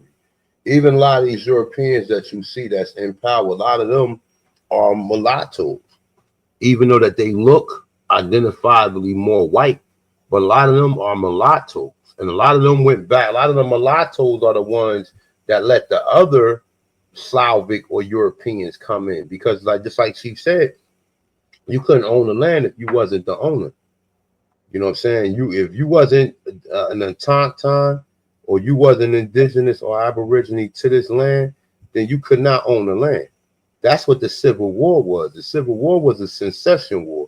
The secession war is dealing with land. The secession war is dealing with Europeans realized that if they didn't get from under our foot, they was going to be slaves for the duration or period or their existence on this continent. You understand? So that just kind of freed them up. After they got freed up, then they started to create these militias and these secret societies to start to run into our towns and start to shake up our whole thing that we had here. And in the process of them shaking them up, like they also using dark-skinned Slavics, right, or dark-skinned mulattoes, right, to play like they're like, you know, they using them as agents, man, because a lot of them even knew that according to their genealogy, the fact that they had a white mother, the fact that they was going to remain slaves too, even if they was dark skinned, you know what I'm saying, or they was pale skinned. You know what I'm saying? You get three type of versions of mulattoes. You get the pure white looking mulattoes, you get the light skin looking mulattoes, and then you get the light brown and brown skin mulattoes. This is the reason why you're seeing some black people who were slaves, right? All right, hold on. This is the reason why you see some black people who were slaves, is because of the fact that, you know, a black man and a white woman can produce a white looking child, a light skin looking child, a light brown skin looking child, and a brown skin looking child. you know, and they leaving this out of everything. And that's the confusion part when you do see some black people who were slaves or some identifiably dark-skinned looking people who were slaves. You understand? Absolutely. And to your point, A1, I just want to read this briefly because I feel like it's to your point. So this is from the American Negro, what he was, what he is, and what he may become. This is by William Hannibal Thomas. So I just want to just read this quick. I mean, I've shared it before, but I just want to share it again since you're talking about this because I find it, it's just like it just brings everything full circle as always when you speak, A1. The title of this work is sufficiently explicit, I take it, to leave no room for doubt as to its general character, though there is a disposition in some quarters to use other terms than Negro to designate that class of our people derived from African origin. For ordinary purposes, the inhabitants of this country may be fairly divided into white and colored classes. Nevertheless, such racial grouping is neither an exact nor a true ethnological designation of the American people, for the reason that it does not agree with known facts. For example, many persons of Negroid ancestry, but white in color, are classed with the white race in communities ignorant of their Negro origin. On the other hand, many Italians, Portuguese, Mexicans, and Indians are dark complexioned, but without the least strain of Negro blood. Therefore, as there is such a thing as a distinctively Negro people, and as it is indisputable evidence that the American free people were primarily derived from a genuine Negro stock, there is ample warrant for using the terms Negro and Negroid in designated the person, as well as the forms of thought and action characteristic of the descendants of such ancestors. Now, more particularly, what I wanted to really point out was the racial grouping and the designation, especially for people being white in color and being classed with the white race in communities who don't know that they're really black or have some black in them. So I thought that was interesting. So I mean, I feel like that kind of matches up to you. I think a lot of them were trying to understand who was who, because I don't think anyone really did know. And even when you get into the terminology Negro was like a mulatto class at first, and before it was applied to us entirely. See, through history now, they just saying that all black people are Negroes, but primarily it was basically like, okay, so the mulatto would be the pale skin or the light skin, so-called stock from the Aborigine and the Slavic. The dark skin and light brown skin stock will be Negroes. You see what I'm saying? And then later on, they applied it to all of us. Originally, it wasn't applied to us. A lot of times they're using that as a convoluted term when they going back in history, calling us Negroes. But originally, we never was called Negroes. They applied that after, who was the one that applied it in the 1930s? You know, Martin Luther King.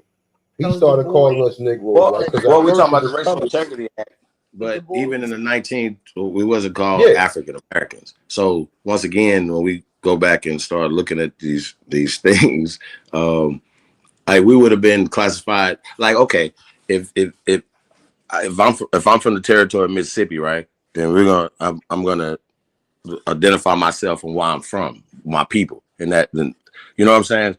If you're from somewhere else, and then they get even more direct in Mississippi. You understand what I'm saying? That's how we would describe ourselves.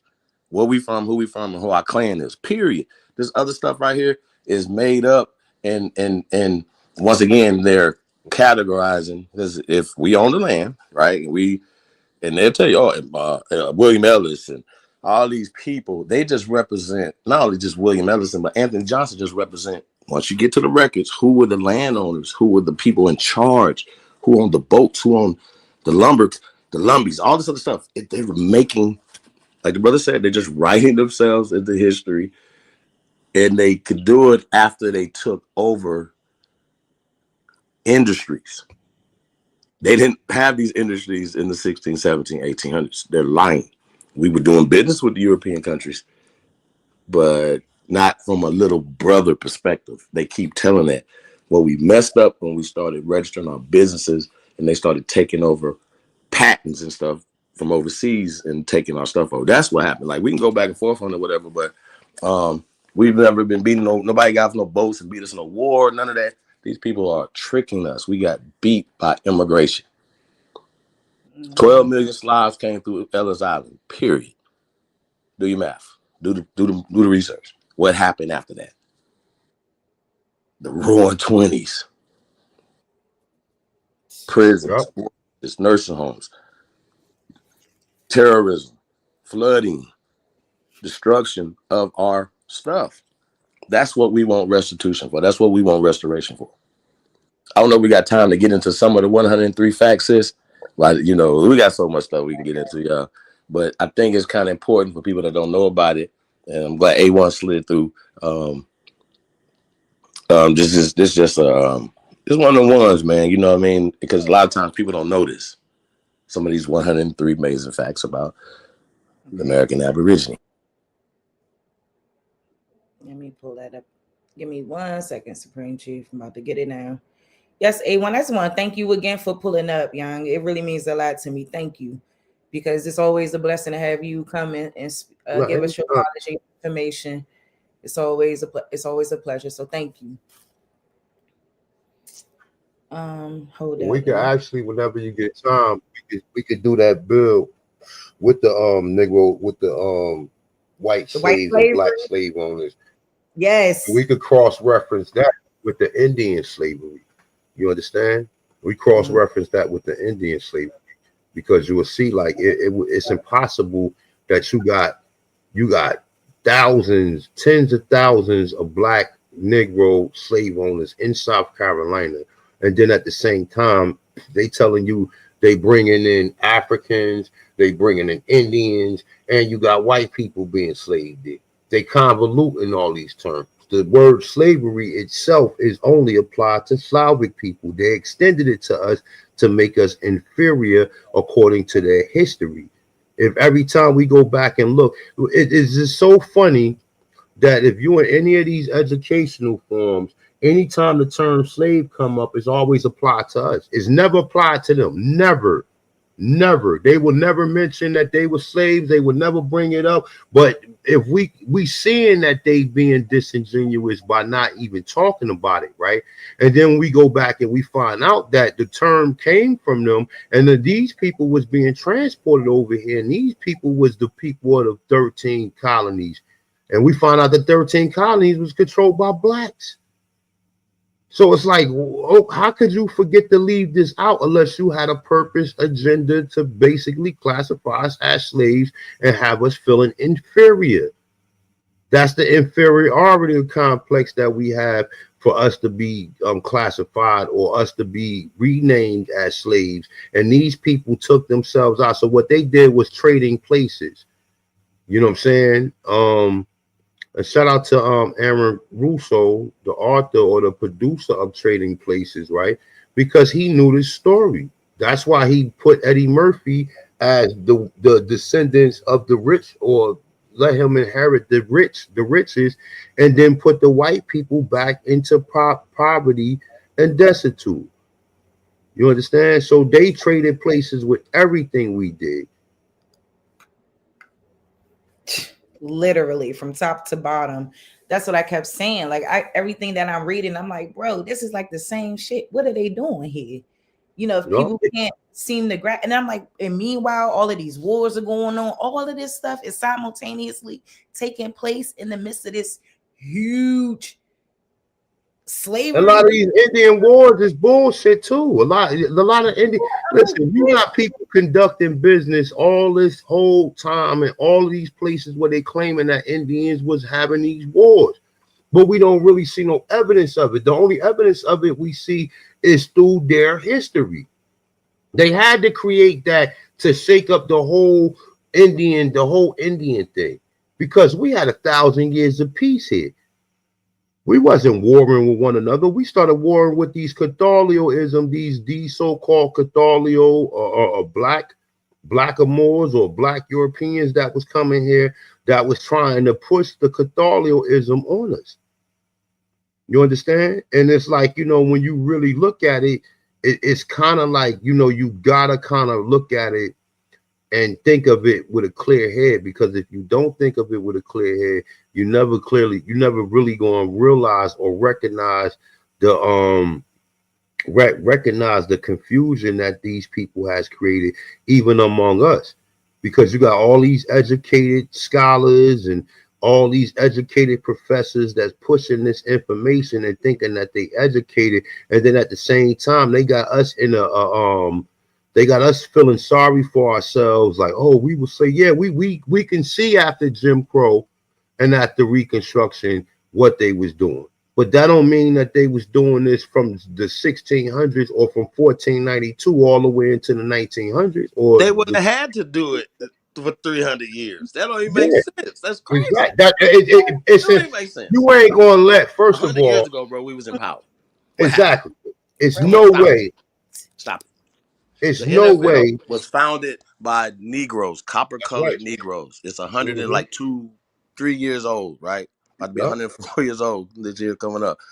And shout out to Lotus. I remember we did the joint on that, right? But when I was doing the research, it blew my mind. I was like, wait. Niggas own these. I know about the Kentucky Derby, you guys. You know what I'm saying? I know about a lot of stuff, but the NFL, the league that don't let niggas and golf do shit and own golf, shit. hockey, We own the teams baseball, first. you know, football, all this shit, amazing. even gambling, even the numbers, even the number system. The number system was ours. Yeah, they And make it illegal, lock niggas up. Lock they old made Madam it legal. Sinclair That's him up, Bumpy Johnson him up, and then have a Yup. lottery after that. Stop it. Exactly. Like the same thing they doing with everything. And even when they talk about prohibition, right? Prohibition was really prohibition when you really look at it. They try to make the mob the face of prohibition, but it was really the blacks that was in the South that was bootlegging, or not bootlegging, but creating like the Mr. Green. liquor. Yeah, that taught Jack Daniels. Yeah. Yeah. Take our businesses. Yeah. Everything, bro. Cotton. Y'all was in the field. We own the field. Stop it. We're not about to do this. So yeah, we got to get to it, man, and tell the real history of America. That's what we do. You know what I'm saying? This whole thing has been a movie. Y'all act like shit. Y'all be on here 4 hours. What movie you seen 4 hours? You know what I'm saying? You feel me? So like we gotta stop devaluing ourselves and what we're doing. You know what I mean? Like, if it's not us, who? If it's not you, who? Who's gonna save your community and your family and shit like that? You know what I'm saying? So they took generational wealth. That's what we want back. I don't give a fuck about all these stories. I don't give a fuck about none of that. That shit don't matter. The old shit don't matter. How can we take the old shit and make it manifest in some power today, tomorrow? Yesterday is over. Period. If you ain't trying to manifest power in what you're doing, I don't know. You might be just waiting the clock out. You know what I mean? So yeah, we got an issue. We have to solve it, and we are the people that need to solve it. To this American Aborigines. And when you find yourself not being a part of the solution, you're part of the problem. But these 103 amazing facts. Don't know how many we can get into before we get up out of here, Charise. Hey, you want to talk about this real fast? Hold on for 1 second, Supreme Chief. Peace and love, OTK. Hey, boo. What's happening? What's going on, man? Peace to the goddamn gods on the panel, man. God damn. Preem Chief. What up? Goddamn A1. Girl, you're doing it. OTK. You're doing it, girl. You're doing it. Peace, God. Peace, man. Peace and love to y'all. Hope all is well with y'all and the family. You know what I'm talking about? You and your family too, man. Hey, OTK, you heard of this 103 amazing facts about the Black Indians and Western? Western Hemisphere, huh? Yeah, that's by my brother Pete Kanyan. Definitely shout out to that brother. Yeah, no, I haven't seen this. I haven't seen this. See, you know what? One thing I don't know why I haven't seen this, but one thing that be catching me on Preem is when I see that word black. I figure that they're trying to put an African in the story. You know what I mean? So Well, no, I Pete haven't seen Kayan, it. Not saying Pete that they all Kayan, do, but yeah, go ahead. A1, you spoke Black, to him, right? yeah, I spoke to him. He's gonna be in Coach of Freedom, but black is really big. Think of it like this, right? Remember what Chief was just talking about when we talk about the Great Law of Peace, where it talks about only the descendants of the land are the inheritors and owners of the land, right? So even when you get into a more diabolical terminology, when they call you black, when we look up what black means, it means civitan montus. It means you are dead in the eyes of law. That means you don't know where you from or who you are. And they had to do that in order for them to claim the land. If you knew you owned the land, these people would still be slaves. The only way they can't own no land here without our approval. And even if you gave them approval, it's up to the other Aborigines to make the basically confirm that. If the other Aborigine confirm it and find out that another Aborigine is giving some foreigner some land, that foreigner could be murdered. All right. Well, we can go all day with this, but the movie Killers of the Flower Moon basically kind of highlights, and this is 1930s, but they had been doing it for a minute. Basically, how they got head rights was marrying into the families and then killing people, getting inheritance and getting land like that, based off of the new constitutions that they rewrote in these states in the 1901, 1902, 1903. They were systematically changing ordinances and doing certain things to put the immigrants, like the new immigrants now, into advantages that will put them on top of us today and yesterday. It's the same fucking Pelosi two-step. Y'all like, ah, damn. And the fact that niggas is support this, like, I'm glad that, hey, listen, could y'all imagine what this country would be going through right now if Kamala Harris had won? And a landslide just boom, just killed him. No question. Nobody can even be mad about it. Just like, yo, everybody voted for it, right? Think about that. What we going through right now. So yeah, we gotta wake up, bro. Charise, can I show you something just real quick before you get into that? I just want to show you one thing. Hold that. What you saying? Yeah, I got something in the back too, sister, that backs up what A1 and goddamn Preem was talking about, like the shit that we own and everything was ours. You know what I mean? Go ahead, let bro go right after. I want to share one thing real quick. I mean, I can actually. You wanted me to wait? So I can put it back up there when you're ready. Was you ready? I'm sorry.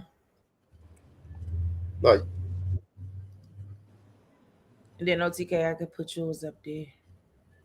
No, you good. I mean, whenever. Go ahead, because I gotta get this girl her medicine real quick. Okay. Yeah, I'm ready. I don't know if you can hear me. Maybe. Oh, okay, there you go. All right, so look. So this is dealing with land title and land and law of ownership, right? It says the soil of the earth from the end to the other is the property of the people who inhabit it by birthright. It's saying the original people are the owners of the soil which they own and occupy, and none other may hold it. The same laws have been held from the earliest time. Okay, it gets into it right here. It says the legal opinion is that the natives of America was the first humans on this land. They originated in this land. They live and occupy, and no foreigner has the right to take over the land. The so-called conquest of America is a simply and barefaced robbery of Indian land, which that has been implied and been that's something that's been applied through their false history, right? That's we right. know that these people didn't conquest. It wasn't no conquest of America. If you want to say the conquest of America, you could actually say the Black Romans and the people who try to push Catholicism and tried to use that and try to get people to convert in order to give up the land. So this is when we talking about the owners of the land. We would talk about the people who came from this land, who literally came from the mineral composition. When we talk about the four elements, earth, fire, water, and air, right? The earth part of it, right, is where we came from. And we are the owners of the land. And see, the fact that the Slavic people, when they was enslaved, they knew they couldn't own the land because of this law. So the ones that did have so-called Aborigine descendants, right? They used them, right? And then used the so-called white people, and then came up with all these different roles, the Dawes roles and all this other shit, right?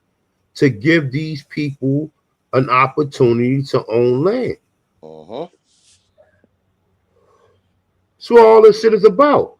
We know ain't no, listen, you talk, motherfuckers be, and see a lot of people be tracing their ancestors back and looking for people in them Dawes rolls. A lot of people in the Dawes rolls are mulattoes. That's why the classifications of them are mulatto.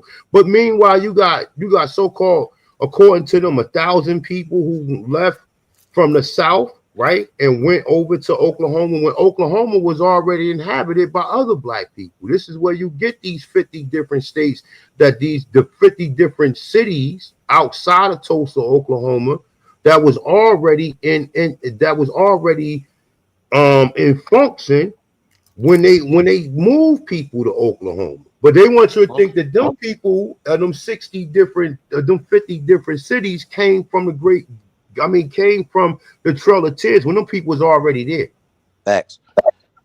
And not only that, the Trail of Tears is only 20 years, and according to them, only 60,000 people were relocated. But a lot of them was white that time period. too. A lot of them was mulatto. Yeah, I don't even They follow put that. on reservations. Like, come on. And then we I have don't even actual follow pictures of cities and niggas owning stores and stuff in 1713 in Oklahoma. The state is named after niggas. The country is named after niggas. Like, what are we doing? We got to stop with the revisionist history.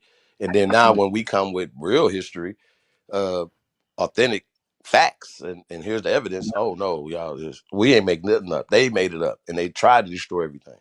There's no way you could be slaves and then own slaves.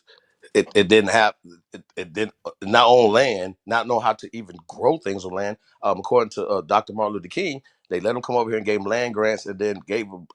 They had to teach them how to grow shit. Yeah. Stop it. Facts. But them land grants, like we said, is dealing with these Slavic people who couldn't own it. And then think of it like this, right? When you go back, because I'm doing a bill right now on rich Negroes and rich Indians and bank owners and all that shit, right? So even when you go back into the so-called Trail of Tears, right? Just think of it like this from this point of view, right? So they saying that the Cherokees, the Creeks, which all of them are Muskogees, right? When you go into the Oklahoma cities, you see that the Oklahoma cities are all Muskogee or Oglemichis. Right, so when you see that these towns are already named after Muskogees, right? But the Muskogees are also the people that's on the lower bottom of the South, right? All the way from South Carolina down the Gulf Coast, all the way through Florida, and all the way into certain parts of Texas and down in parts of the Yucatan, right? These are Muskogees, right? So when they tell you, oh, the Cherokees, the Creeks, and the Chickasaws took their black slaves. Now, okay, let's deal with that. They took their black slaves to Oklahoma, right? Now let's deal with what's left in the southern states, right? We can go in every motherfucking southern state and ask them people who never went on the Trail of Tears, what kind of Indian do you have in you? And all them Negroes down there will tell you what type of Indian. So why would you take 1,000 people when you leaving the greater end of the people still in a part of land that they inhabited? And these people still know they Indian. Who just been reclassified through social The ones impact. the ones that stayed, like my people's them dog, they you know, they got It ain't, citizenship. but OTK, they didn't stay. people according got to them. reclassified. They didn't stay. Your people, it's not. See, that's coming from the European. Oh, they stayed. No, the ones that they moved out was mulatto. No. What I'm saying is my people them ain't never going nowhere. The land that we on now been through generations way back, bro. So I'm agreeing with you. I was like, yeah, you know what happened is, instead of us still calling ourselves Indians, we ended up started calling ourselves goddamn Negro and colored. Yup. Well, we didn't call ourselves shit. You know what I mean? That's what started fucking happening, and we started going along with they shit rather than staying within our own shit because we didn't want to leave our lands. Like fuck that, you know. But we weren't gonna leave it though. The only other way. The only other way that they would try to get us, blood. Yeah, but the only other way they would try to get us to leave our land through terrorist acts, man. The KKK. That's why the KKK was popping up on people's land, burning motherfucking crosses and wearing hoods. And a lot of people who was wearing the motherfucking hoods was actually working for the people who they was terrorizing. But they was part of Scottish Rite Freemasons. They was part of Knights of Templar. They was part of the Knights of Golden Circle and all of these other secret societies that was basically created to go back and say, well, we're going to use these secret societies to be agents and to find ways to push these people off their land and terrorize them. While we being distracted with that, these people are going in and claiming abandoned lands.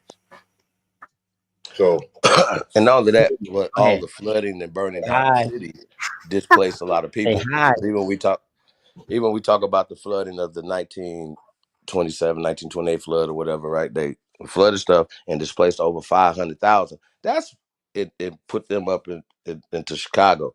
That's way more in one time period, way more people than the Trail of Tears, which once again, according to them, was a 20-year period and only 60,000 people.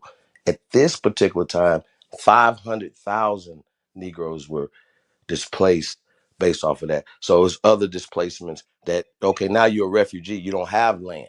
You don't have anywhere to go. So now, yeah, you would get displaced and go somewhere else, whatever. But people that own land and was attached to land wasn't going nowhere. We wasn't the refugees. They were the refugees. So we got to put those internment camps in this. And that's why you see, even listen, you would think like this, right? When you look into the records, right, after the Civil War, you see more homeless white people. You don't even see no homeless so-called Negroes. All the homeless people, but I'm just saying, we know why. But I'm just saying, you would think after slavery was abolished, right, that the slave owners pushed a lot of these slaves who was living on their plantations out, and these people will be homeless. Why do we see so many homeless white people? Because the Civil War was for white people. It wasn't for our people. Our people was the ones that was owning them. Now you flip it now. The immigrants have houses and the Negroes are homeless and they own land. And I'm gonna tell you something real quick. I'm gonna tell you something real quick. I'm gonna say this. I'm gonna say the last thing too, right? And then the other way that they flipped this shit was the war on drugs. Why you think mostly all of these black towns where they put drugs at were black towns that black people have had for fucking millenniums. You understand what I'm saying? But they put the drugs there, they cause the chaos. They get the people dysfunctional, right? And now people don't care about the land. And then the ones that do care about the land, they're scared of their own people coming in and robbing them because these niggas want drugs and all of this other chaos shit. So they move out that area, sell their land to white people. And now white people and Indians, when I say Indians, East Indians and Asians, all of them own land in your original land. So the drugs was to pretty much shake it up. That's why they put drugs in all of these black, indigenous, aboriginal areas. Facts. So do you think that they owe us restitution, reparations for the drug trade just alone? Of course they do, but you have to get people like the Black Caucus, which a lot of them are immigrants, right? You have to get a lot of them motherfuckers to we have to make these niggas. We have to. They are trustees. Politicians are your trustees. Politicians ain't no more important. They ain't not important than the people that they serving. But they use so many different other agents to convolute our struggle and what we fighting for. Just like how they shot that shit down in California. Gavin Newsom, how he did it, how he was about to not get elected, but by him saying that he was going to do a study on reparations, right? People voted for him. Now he said that these people created all this data, did a reparation committee and everything, and then at the end of their studies, now they was going to present the shit and present their findings on the floor, but the Black Caucus blocked it. But Gavin Newsom was the one who really blocked it because he knew at the end of the day he was never going to give them no reparations. Now the funny thing is, you can get immigrants that come here. Think of it like this, right? And it's going to go into something, a bill that me and Chief was supposed to do about a month ago, right? How the fuck do you got United States citizens, right? And you got immigrants who not even citizens who could come over here and get housing, right? Such as Section 8. Section 8 is not for crackheads. Section 8 is for people to get on their feet and be able to find jobs and then go from there, right? How you giving people who not even citizens, who not even naturalized citizens, Section 8? You giving people who just came from Jamaica, came over here and just got a green card. You giving them Section 8. You giving illegal migrants who broke the law to come across the border and here really illegally. You giving them Section 8. But then you got homeless Americans. Every American, which some of these people are not Americans, right? Too, right? Some of these people are not the copper color races found by Europeans, but a lot of them are the original Americans, right?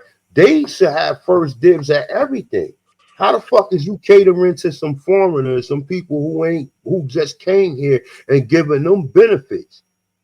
And then you leaving out the original Americans or the people who you fucking fucked up through your war on drugs, through all of these propaganda campaigns of these rappers and all of this other shit.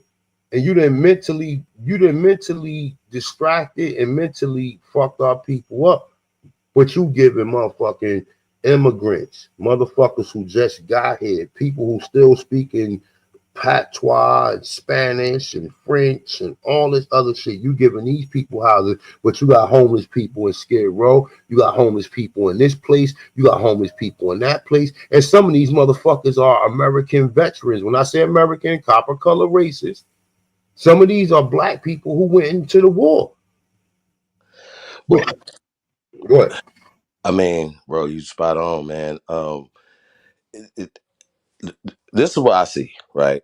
And once again, America sees this, right? Everybody, right? And fortunately for us, it has affected pale Americans, right?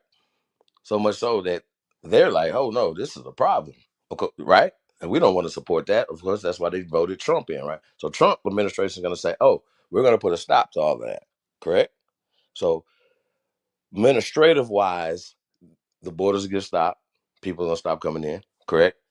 Um, administrative wise, funds are going to stop going to illegal immigrants, like according to the Trump administration, right?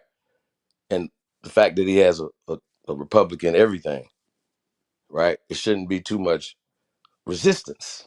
You know what I mean? To get a lot of stuff done. A lot of stuff's gonna be done as executive orders because things that he had in place by executive order was stopped immediately when Biden, who's in now, got in and by executive order stopped those things that Americans were benefiting from and other people wasn't benefiting from at the time, right? So when these things change administratively, right, we can look back in time how these people came in and systematically, administratively changed things for immigrants and took us out of position. I'm saying in order for us to get back into position, why these changes are happening, you know what I'm saying? Within those administrative changes, we need to be in position to where it can't change our positioning. No way, shape, form, or fashion. No way that we allow these But people you know what, to get Chief? back Real into quick, right? power Hey, of us. Chief, Yeah. hey, look, real quick, right? But see, the thing of it is a lot of these representatives have to be brief. They have to be brief, knowing the fact that our people was already here. That's the conversation that we need to put them niggas as to be going back talking that our people was already You remember here. Scott You Beason? got the place. You remember That Scott shit right Beason? there. Where's Scott Beason? He was in You see what I'm saying? So Mm. they all know. The problem is the Zionists that they work for. This is the biggest kept secret that they don't want out. If this is out to everybody, it's a problem. This is hey, y'all listen. These babies get this, and everybody just knows this. This is the thing. This changes America. It changes the world. Yeah. Period. All the other stuff is Because just who will be the new fluff. leaders of the world? Yeah, we're the greatest. Taking our rightful place. Shout out to the great ones. Yeah, shout out to everybody. Salute to y'all, man, for tapping in, man. We really How appreciate the you guys. Jews became the landlords. How some people and look, niggas. and I say something. But what's my man? What's the black councilman in Florida? The Republican one, the one that always be talking, the black one, with the low haircut. I can't think of his name right now. Florida. He always be, Florida. He always be talking on behalf of Trump. The young one. I can't think of his name. Oh, the big guy, kind of. Oh, Yeah. God. What is his damn name? Now look, one thing, I don't fuck with Angela Rye or none of them, right? But one thing she did say that, and listen, you got to listen to what he said. What the fuck is this nigga name? Aaron? Is it oh my God, Aaron something? Is it Aaron something? Oh, I can't think of his name right now, right? So look, I don't agree with none of this shit, Charlemagne, or none of this shit that they be saying. But one thing Angela Rye said to him, right? She said that he shot down Byron Donald, right? Now look, she said he shot down HR 40, right? That's the representative. I mean, that was dealing with reparations, right? Now what he said was this. This is what he said verbatim. He said that I don't feel as though it's right that you got all these people over here who wasn't here when slavery happened and who don't have nothing to do with slavery, paying for slavery, right? Now, let's just put that right there, right? Let's put that right there. This is what he said out of his mouth, right? So why the fuck do we give Ukraine billions of dollars, right?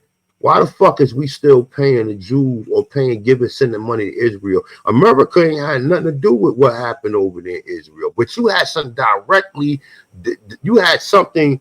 So the taxpayers is paying for the money that's going to Israel, right? The same way the taxpayers is paying for the money. Can y'all hear me? You're loud and clear. Okay, so the taxpayers will be paying for the money that go to Israel. The same way the taxpayers will be paying for reparations, right? So why the fuck is it okay for you to send taxpayers money to Israel when we ain't had nothing to do with Israel, but the shit that y'all directly has something to do with, y'all don't want to pay for? You understand what I'm saying?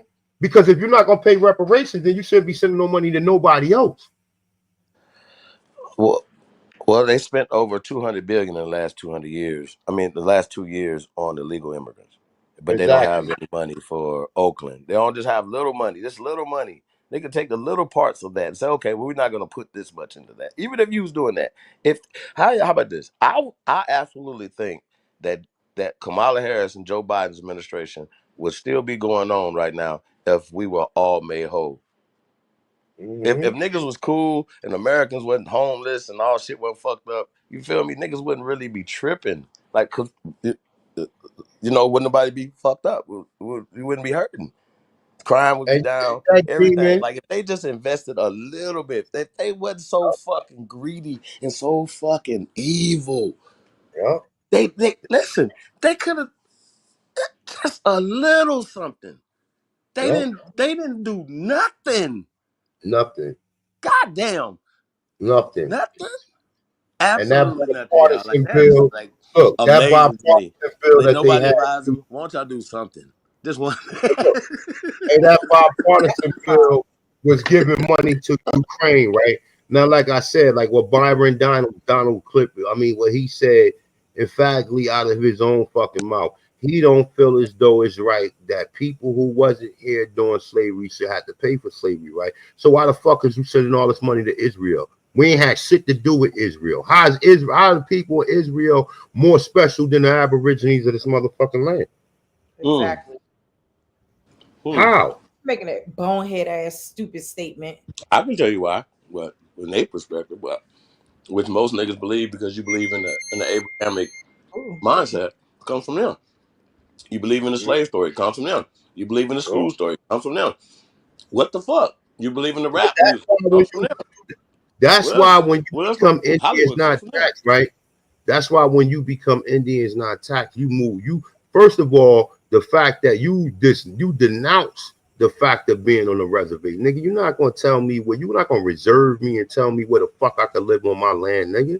Facts. I don't give a fuck if I'm living in a fucking loft in Soho, Manhattan, nigga. I'm Indians not taxed. Once I buy that property, I'm going back to the fucking the city ordinance and telling them I'm an Indian and you're not gonna tax me for this property. Word. That's how you supposed to do it. I don't care where I'm living at. In any of the so-called 50 states, nigga, this is my land. I don't care who it's incorporated by. I don't care who's the mayor, who's the governor, nigga. This is who I am. I'm residing here, and I'm not going to pay property fucking taxes. So put this in y'all pipe for a second, right?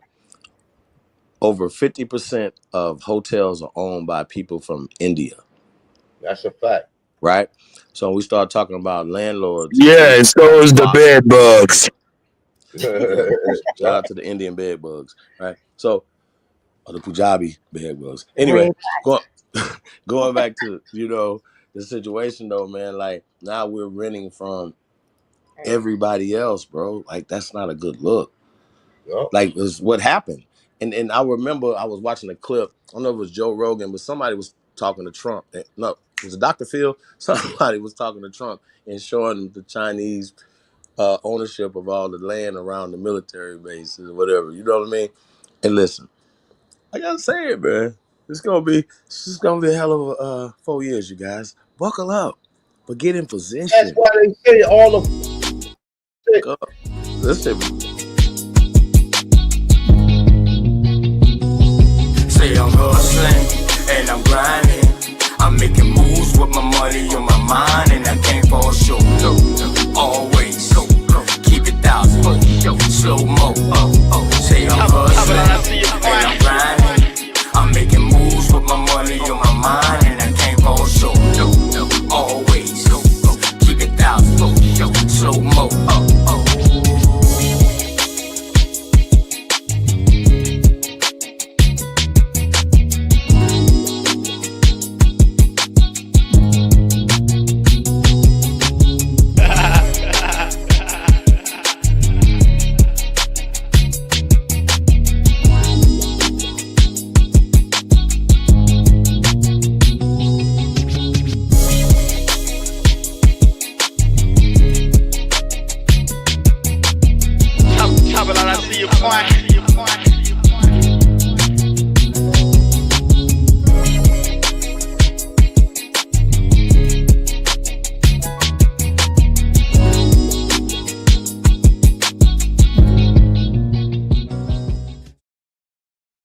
Ooh, peace and love to all the Aboriginal, Indigenous, Indians. My bad, y'all, because I know y'all cooking. I ain't mean to once I clicked it, I said fuck it. We just go ahead and click it. It's all good, sis. Don't even worry about it. It's all good. I just want to give a quick shout out. Oh, hang on, no, that shit was fucked up, man. Gotta be quiet. I know. Shout out to the guys that got it too. I just want to give a quick shout out to the chat because I see some additional people that came in. Unapologetically Aboriginal. Hey, Owlette, Dennis Alston, my sister Bad Saint, of course. Hey, Copper Goddess. Hey, Dosey. Hey, Dosia. Hey. Dosinea. Enoch, peace and love. Peace of the tribe. That's it. I think that's everybody else new that came in. All right. Yep. Shout out to everybody though that's watching and listening. Shout out to A1, Supreme Chief Holiday, OTK, Cuddy, Cosmon. Shout out to these strong Indigenous brothers in the community doing a thing and just coming on the panel, building and keeping it keeping it professional, and I can always appreciate that. So let's just keep rocking. Y'all. Hey, look, real quick too, right? That's why they said that the so-called black farmers own over 150 million acres before the 1900s, nigga. And this was untaxable land until they signed in to become part of their jurisdiction. Then they started to tax them. That's how they started losing the land. But they're not going to tell you that. They're not going to tell you because of these militia groups as far as the KKK and when Jim Crow was at his inception and at his height, right? That they was running into a lot of these towns, terrorizing our people, and then the United States government, right? Their government that they created, right? We wasn't even part of their government. They came in and started to offer us land titles, or not land titles, but what's the other shit? Not land titles, but I'm forgetting it. Shit. Oh my God. Whatever the so-called titles rights. You're not talking about head rights or land grants or bounty lands, anything like that, because that's what the fuck they was offering them people who served in the fucking war. It's certain notes. Certain notes. I mean, it's something. Once I said, you're gonna be like, oh, okay, all right. Deeds. Well, titles and deeds, right? Yeah. They started coming with the titles and the deeds. The titles and the deeds. They will come in and say, well, look, we can protect you against these so-called militia groups, right? You just got to sign this paper. Once you signed the paper, you didn't know you signed, you put your land into their jurisdiction, and now they was able to tax you. Once they was able to tax you, they will come back to you within a year or so and tell you that you owe taxes and you have up until such and such amount of days, weeks, months, or years to pay the shit off, or they was going to confiscate the land. Now this is after Reconstruction. This is after so-called blah blah blah. Yeah. Y'all know it's just unbelievable, y'all. Like it really is that this is like we know for a fact that they know this for sure. It's not up for debate. It's out there. So it's not like you don't know this and you don't know the misclassifications and the change and the stuff. They know this. What happens is that it's not a part of the curriculum. And if you don't teach the curriculum, you don't have a job. You don't eat. And you have schools, states that have a deficit in teachers. They don't have enough teachers. They're doing everything in Nevada to get people to, they'll even pay for your school if you promise to come back and go and teach in Nevada. Oh, you go to school? Okay, well, if you come back here, then they'll go back and pay for your school. Like, say if you got, school debt, whatever that you come and work for 3 years or whatever, then they'll pay your school off. Shit like that. You know what I'm saying? Just to incentivize teachers working, you know what I'm saying? Stuff like that within this crooked ass system that they don't pay. The money only goes, they say, oh, but funding goes to the teachers. No, it don't. It goes to the administrators. It don't go to the people, to the people that are actually affecting the students. But the curriculum, the miseducation is the problem.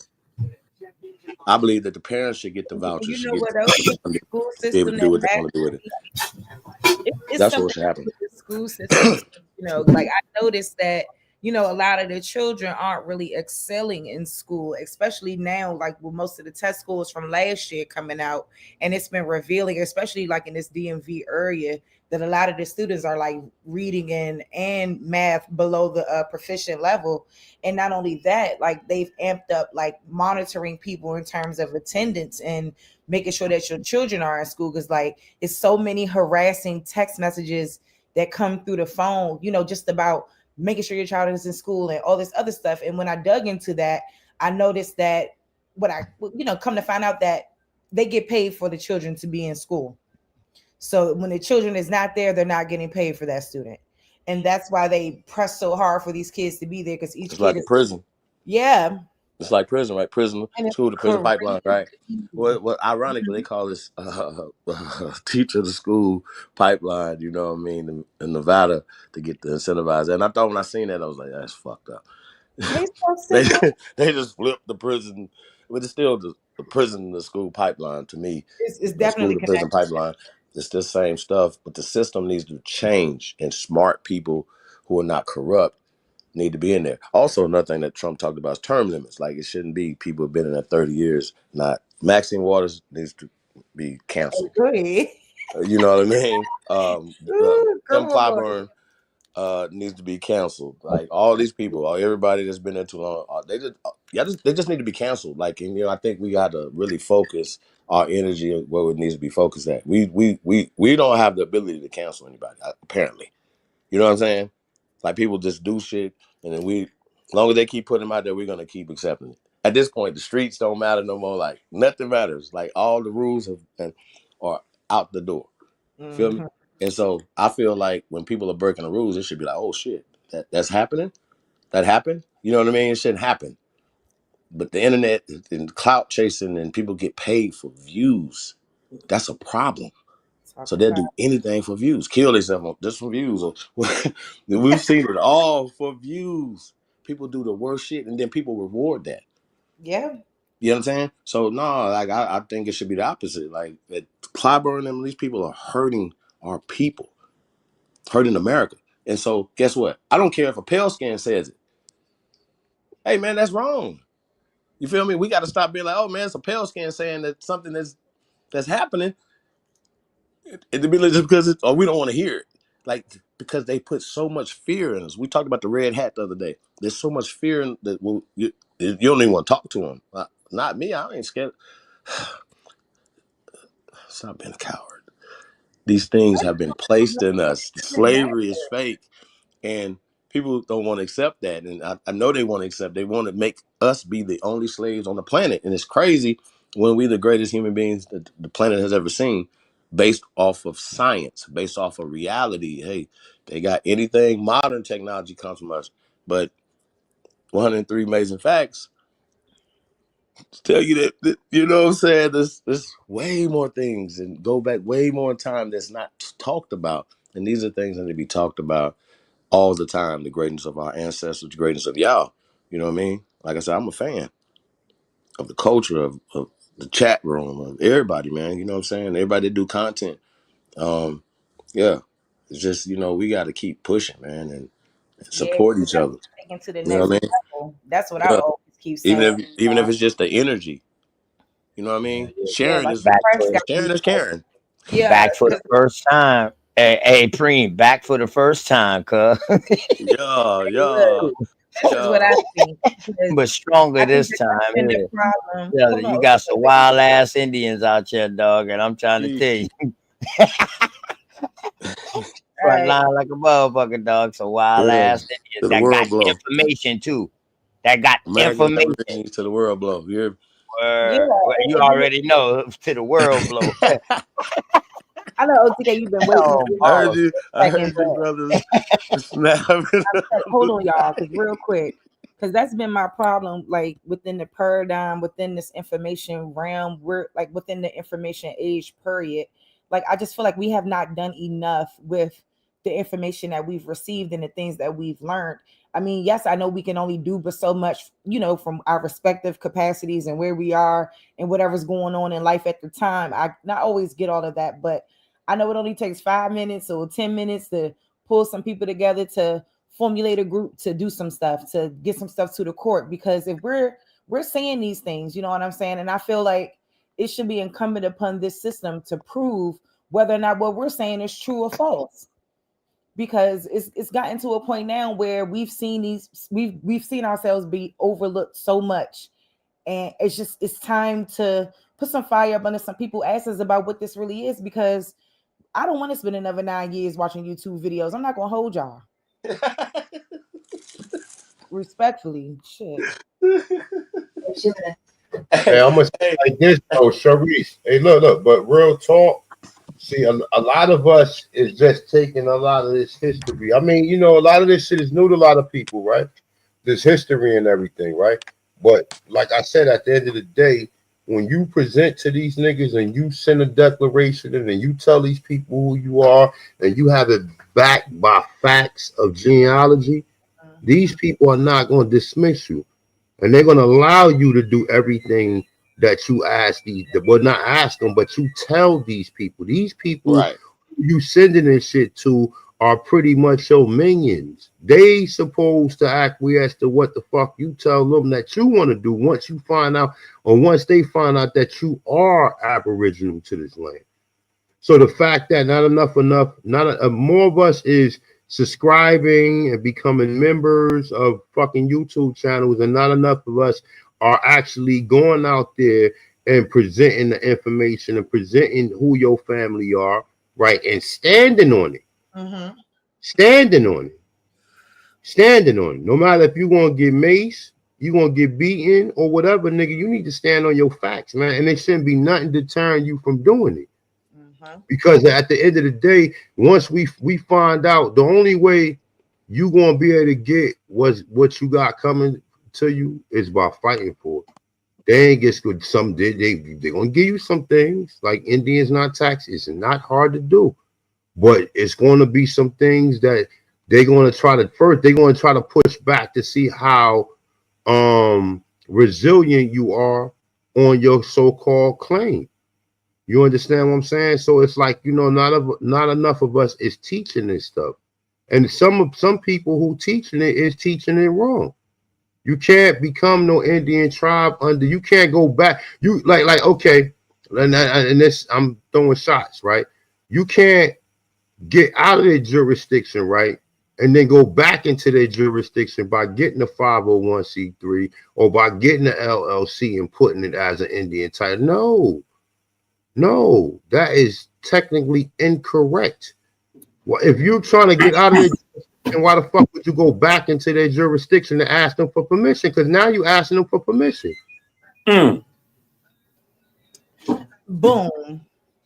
And there's people out here, and I'm just 501c3s, I hate to say it, man. And come holler at me.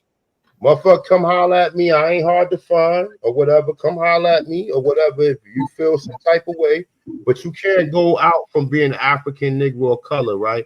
And then saying you're an Indian and then going through one of their jurisdictions, which is their government trust treasury companies and conformulate in a so-called corporation as an Indian tribe. You can't do that.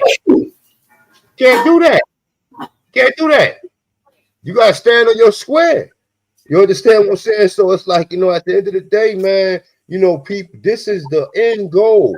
After all this research and the fucking Indian wars and you know how all of this shit happened, the end goal is for you to get back into your proper proper persona, man, and for you to navigate on this planet as the so-called Most High planned you to.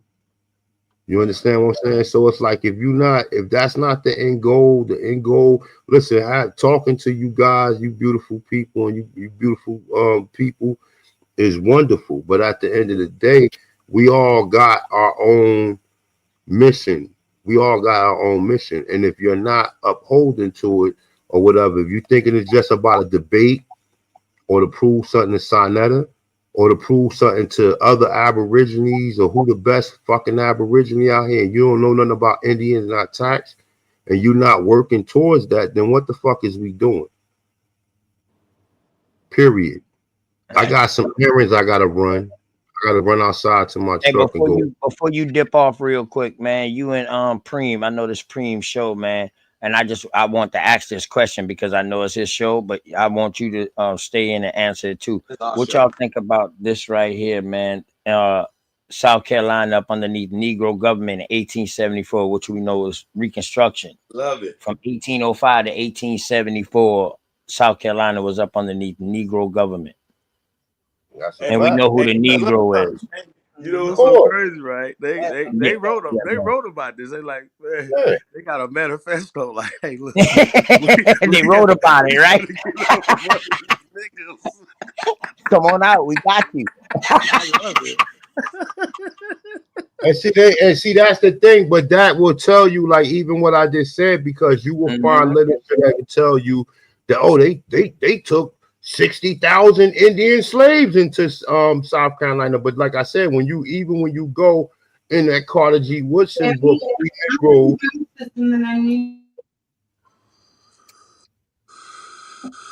even when you go into the Carter G. Woodson, the majority of motherfucking Negro slave owners was in South Carolina. It's impossible for all of these so-called Africans to be coming in when in the 1700s you had fucking tens of thousands of Negroes who was owning slaves. No, now what happened was Make it make sense. if you have a bunch of land, right? They Uh-huh. people was coming back and forth from the Caribbean islands or other parts of America. Once again, Facts. we act like all this was together under one big ass U.S. corporation and all the states were together. And that's once again, they conflate stuff together because shit They that's going conflate on in shit. New York and Virginia Right. it's not going on in Mississippi and Right. Arkansas and Right. Texas. So Facts. we got to put that in Facts. perspective too, man. And I don't think people do that too much. We conflate this shit because they do it on purpose because they're writing themselves at the time, bro. We was whooping ass to the night, I don't know about what y'all talking about. I don't know about none of that. And so I think we gotta stop letting these people put the 52 fake on us, and then we believe in these stories, and we have so much pain based off of these stories that we can only just inflict it on ourselves. It's not real. We gotta stop pushing this generational slave curse on ourselves. And like I said, I don't care about nothing else. I could just start just doing that all the time and talk about that from all different aspects. You know what I'm saying? Because You're that's right. what really Right. matters. Because you can't do nothing else if you believe you kunta people. But you know what tripped me out, right? Preem? Like motherfucker can read something, it can be right in front of their face, telling them who they is. And these motherfuckers telling on themselves. These people, for a lot of these writers from back then, they was telling on themselves because we got to understand they was writing for their own people to send back into Europe or to write their own self in the history, like you said. So they was writing for their own self, not for us. This shit that we finding wasn't meant for us to find. That's how I Once look at again it. though, we still So just when gotta I look at find the some of this data. shit, I know how to to use my If it was discernment up to me, I to burn figure all the out what's the books. bullshit and what's not. You understand OTK. what I'm saying? But not everybody got that lens to read OTK. something like that. OTK. Go ahead, OTK. bro. Peep this.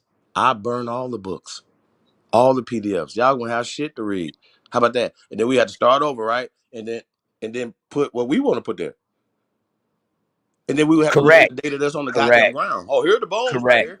Here And that's are the what the remnants of fuck. the And that's what pyramid. the fuck they did, bro. And that's what the fuck they did. Burned all our shit over here, this motherfucker, and started writing themselves into all this shit. Yes, I agree with. Simple as that. No way you get what you just pulled up, right? And like I said, see, I was a firm believer at first of that Indian war shit. I mean, not the Indian war, but Indian slavery, right? Thinking that, oh shit, Indians was enslaved. Oh, well, it was impossible. No, but then I found out that Negroes owned slaves and Negroes built the 13 colonies. And then I had to kind of look back at this shit saying, wait a minute, man. Wait a minute, bro. It would be impossible. Right. They hit our name underneath running all Negro in this color. shit. And then That's you what tell threw us off. but you're They hit our enforcing more the fact. Man, if niggas had seasonal work. People would come, Yeah. move to different places because of a lot of different, like come to places just to work, go back. You know what I'm saying? Like, so we act like, once again, we take their narrative, John Hawkins' ass narrative, and, good ship Jesus, blah, blah, blah, boo, boo, boo. Here's the evidence on the ground. That's not Sir Rowley. Come on, y'all. Yeah. Like, you know what I mean? I don't know. I don't think we're gonna have time All to these get niggas, facts, these y'all. niggas ain't nothing. We All these build on people and see what they also did too is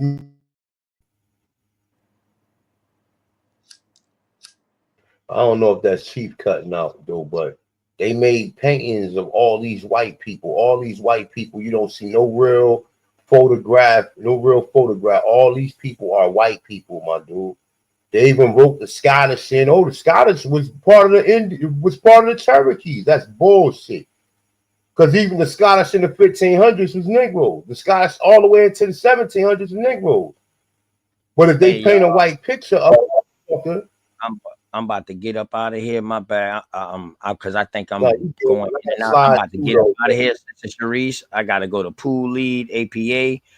Preem Chief. It can somebody put Preem Chief and Cuddy and them boy Cash App inside the chat, please. please, one of the mods, can y'all please put the Cash App inside the chat? I know it's only builders, and then you got Cuddy one too, but I don't know exactly how it's written. But can somebody please put their Cash App inside the chat? I support my own goddamn peoples. This ain't what you want. You feel me? I'm out of here, man. Hey, Cream, your head bad as a bitch. In 2000, everybody, man. going into 2025. Peace and love to y'all, man. Man, I want to say everybody. No doubt, no doubt. Yes, A1. Hey, what'd you say, A1? No doubt. I want to say everybody create a declaration, send it to the people who they need to send it to. And then, you know, and there's other steps to it. But at the end of the day, like, we got to get somewhere with this shit, man. This is not just for entertainment purposes. This is for real life purposes. So, you know, at the end of the day, man, I got to run out to my truck real quick, though. But thank you for having me, Charise. Shout out to my brother Supreme Chief, my brother Cuddy, my brother Cosmic Cow. Peace to the gods. Peace to the goddesses. Peace to the Aborigines of Tongue, North, South, and Central, as well as the conjoining islands. Peace. Peace. Shout out A1. Shout out A1. I'll be in contact soon, A1. So look out for me via email or text message or something. But I'll definitely be in contact, and we can, you know, get some, you know, some stuff together. And I would really like to be able to do that white slavery thing. So thank you. Who else? Cosma. Man, what's the word? Jelly bird. How are you? Peace and love. Oh man, I'm good, man. Peace to the righteous gods and the Nirvanian goddesses. We got Cut Fuck Your Couch up here in Supreme Holiday. What's the word? Yes. Shit. Y'all was up Yo, here. you feeling Nothing. Yo, we just kicking it with the sis, man. Hey, since we got time to I'm gonna fall to the back, but man, hey, speak on how, why, and when did they tie us to Negroes, bro? And where did the whole idea that we somehow become these mystical, magical people come from, sir? Wait, that's kind of a loaded. Okay, so how they attach us to Negro? One through just paperwork. That's how they doing it now. They could change us tomorrow. That's just social. That has nothing to do with anything documentation wise. You know what I'm saying? It's people that embrace the African American thing when that's just not true, or Black American. You know what I'm saying? So those terms are socially put in there. Once again, we're going back to the COINTELPRO Operation Black Program. It's called the Black Program. It's still it's funded. Would that just quick question? Would that include the whole entire Harlem Renaissance? Absolutely. Hey, I mean, bro, come on, it's so bad, bro. It's so Chief, bad. you can't They got keep caught these niggas. both hands and feet in the cookie jar. God damn. Like, I don't understand. Like, so for people not to know that, like, absolutely for the Jabarians and them not to know that Jabari is funded out his mouth by Black Lives Matter, Goldman Sachs, and the whole George Soros thing, right? Yeah, And Soros and them. when the agent Lex Vortex went up there, I didn't say he was paid by the CIA. I said that he was, according to him, he was a salaried employee of Open Society who's funded by the CIA. That's what I said. And so Jabari, being a lawyer that he is, he said, I am not funded. I'm not paid by the CIA. He didn't lie. Right. You see what I'm saying? Like, bro, like, all you gotta do is follow. Like, somebody come and tell me, like, who funds you? Oh, okay. We've exposed too many people doing this. Y'all remember Two Pigeon them? Come on, bro. Like, y'all this ain't what you want. Hey, man, come on with all that, man. Y'all there just trying to get some shit started. Hey, man, we keep shit starting, man. Like, we just gotta tell the truth, man. Like, it's just what it is, man. Like, they try to fund All right, y'all niggas on the panel, y'all get ready for y'all shrapnel, nigga, collateral damage. This ain't what they want, cut. I don't give a fuck about them though. This ain't what you want. I'm just using shit as an example. I ain't picking on nobody. It's just what it is. Proof is always be in the pudding. Like, you know what I'm saying? That's it. That's all. Like, you know, like intentions, the double speak. Hey, yeah, we all been misclassified. Okay. Well, you know that. Well, why are we having an argument about these terminologies that take us away from power? You know what I'm saying? Like I can compartmentalize those conversations. Like, oh, I'm Indian. Oh, you know, I can deal with that. But I also can deal with America being a descriptive term of Germans being more land. I can compartmentalize that and say, okay, you know what? That don't mean that from Malta, you know what I'm saying, or from China, or from you understand what I'm saying? America. They just them describing what they seen. Niggas. So I don't know why it's so hard. The definition of American is the Aboriginal, the copper colored people that they found when they came here. But when they start changing stuff or they start adding stuff in there, well, the natives that they, you know, they because once again, when you put native in there, now you see Tonto. You see miscegenated people that cannot and do not have bones in the ground past 300 years here in this country. Respect it or check it. I don't want to go back and forth with you fucks. You know what I'm saying? It's not their culture. We are the mound builders, civilization givers to the world. If you don't understand that, that means you haven't done the research. You're just listening to fools taking you off this land through spiritual stuff. You praying all the way to Mecca. You standing on Mecca. I stand on that. I stand on that. And I can prove it. I don't have to go back and forth with nobody. I can stand on and say this is Israel. With your modern understanding, because we got to go through all that, Peru, blah, blah. No, I don't give a fuck about none of that. I give a fuck about power. I don't give a fuck about none of that. Not me, really. I know it. You know, I don't care about that. What about power? These people have their hands in our pockets. That's what we should be focusing on. Now we have an administration that's going to loosen up restrictions and regulations and taxes. But now it's our time to say, oh, well, hold on. Well, we're going to add this to that platinum plan. The American Aborigines, aka has been classified as everything else, should not be taxed in America. Chief. Yeah. Hey, Chief, I noticed something when you was. I noticed something when you was talking. You were saying that it seems like the science, the technology, everything was over here was older now. Absolutely. Now, when you and then you said that we are the mound builder culture, right? Is that why we see, and speak to this, please? Is that why we see mounds on every part of the world, but they're older here in America? Absolutely.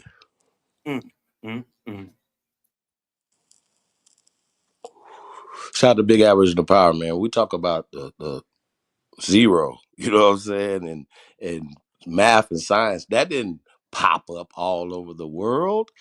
It's older here. It went there. It has more stuff built here than it's there. They be like, oh, this is Moorish architect. See, once again, there we go with that shit. Well, with these terminologies, this language is ancient here in America first. Shout out to Cosmo. You know what I'm saying?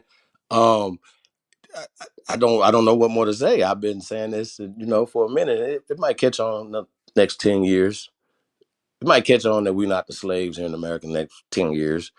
It's been like 15 years for me. I thought I was going crazy, Cosmo, when I was coming up with this. I believe that we were the descendants of the strongest people that survived the Middle Passage because they said so many of us came on through that. So I believed that as a kid. Like I thought that once I started to get into it, I was like, what the fuck? This is crazy. So I'm like, you know, most people don't want to look down that slave rabbit hole. I'll look down it because I wanted to know. I thought, well, shit, this is the source of power. Because I feel like this right here, and I'm putting foot to ass. I see my people putting foot to ass. I don't know nothing else. So I figured I should look down that rabbit hole. I went down there, wasn't nothing down there. I was like, wait a minute, this is some bullshit. Wait a minute. Wait a minute. I'm talking to elders. They over everywhere. Like they don't know nothing about no slavery. Wait a minute. I'm looking in the records. I'm cross-referencing. Y'all, it took me a long time to take this. Then I went out there limb by myself, man. Y'all, I got ostracized so much Slavery, nigga. You said we they the slaves. We not the ones. Oh, get out of here. Fuck out of here. Same, you know what I'm saying? What JT just did. Feel me? Because that wasn't the CIA programming that they wanted to push. I don't care who's talking about it. I don't give a fuck who talking about slavery. That shit fake when it pertains to the American Aborigines. Jamaicans don't consider themselves slaves. Haitians don't consider themselves slaves. Nobody does this. We the only people that internalize this whole bullshit. You know what I'm saying? And once again, we see it's just acts of Congress and things that make them feel better and push us down. They couldn't teach it in school for real. They don't. Mike, They don't. But the critical race theory, once again, they pushed too hard. You woke motherfuckers push too hard. Because you woke people are funded by the CIA. That's just it. We don't have to go too far. And if you say it to them, what are they going to say? No? Because you can prove it. And if they don't Mike, know, it check. means they're just free agents. Or they just don't know that they're being controlled or funded like that. And if they do something outside that paradigm, they're going to lose their funding and lose their tax shelter. We should all be born with tax shelters. 5077. Who's to make one up? You hear me? Or 50C1, nigga. You know what I mean? Like, fuck all what they talking about. And we went through the 50s and all that type of stuff and how these government agencies infiltrate and control. Even if they don't start it, just how they can get in and infiltrate it and control it. Period. We also, shout out to Cuddy, showed the Jewish organizations that funnel and launder money. We also know, if you know, the funding that's in every city for niggas comes through these organizations, through the CIA. All. The Open Society took that contract. Open Society, aka Black Lives Matter, took that contract in 1991. But they've been passing the contract around before 1991. Ironically, it's the same time they had the same meeting, the same parent companies with the hip hop. Same people that's funding the schools, same people that's doing the churches, just the same fucking people. Now, you have an administration said they're going to come in and disrupt and dismantle those organizations. That's what I want to see, you guys. I want to see that. Oh, did y'all know that Grand Rising, Chief. oh boy, What's Alex good, brother? Jones? Hey, Cut, did you know Alex Jones? Shout out to Big Dog. Did y'all know that Alex Jones is gonna be Trump's press secretary? You lying. Bro, Alex Jones is going to be Donald Trump's administration press secretary. Hell no. Let me look this out. How'd I miss this? Well, we're gonna have so much content. What? Hey, we're gonna have so much content, y'all. Yo, Chief lying, yo. Hey. I thought when I seen it, I was like, man, this is some bullshit. This is Photoshop. Oh, this ain't real. yo.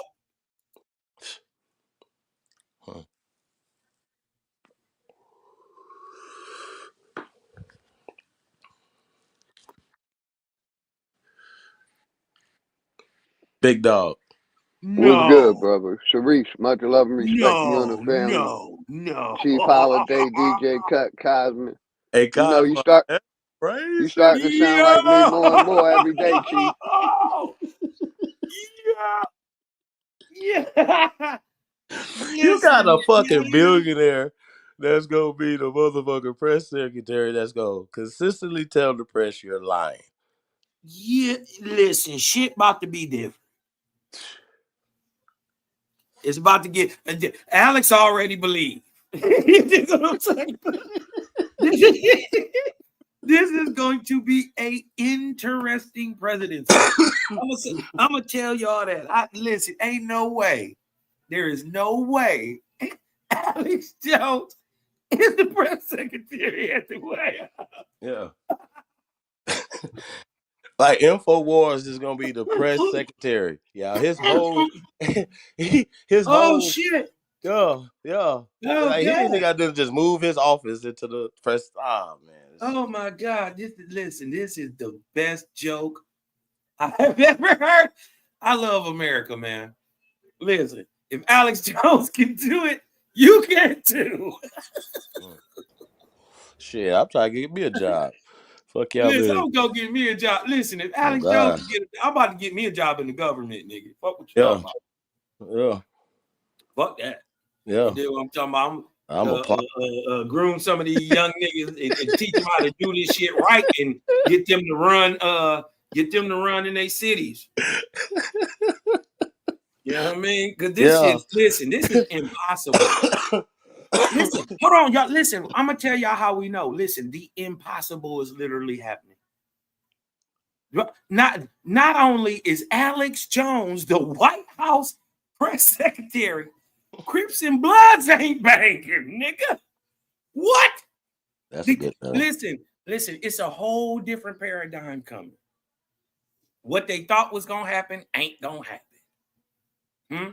And when they try to jump off some shit, niggas gonna see that it's all fake. Ain't nobody marching, ain't nobody protesting, all that shit's dead. So who is y'all niggas out there really running around the blocks for? Because it ain't us doing it. It's a whole new game, man. Listen, man. You couldn't have never in my whole entire nigga life. You couldn't have never got me. I'd have bet everything I owned and would have been broke and homeless on the streets before I would have believed Alex Jones was the White House secretary. Ain't no way. That's Ain't crazy. No way. Everything is possible. Yeah.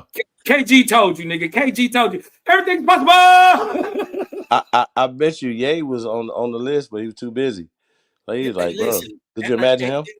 Hold on, You you know just who gotta picked him, believe though? it's possible. That's all. Could Hey, y'all hold imagine on. Ye the press secretary? Who? Ye. Hold on, no, wait. But do you know who picked Alex Jones as the was the lawyer of picking the people who were gonna be in the Trump his transitional team? Guess who was the head of it? That picked Alex Jones. She had to be the one to give the okay to it. Guess who it is? I forgot her name, but go ahead. Linda McMahon.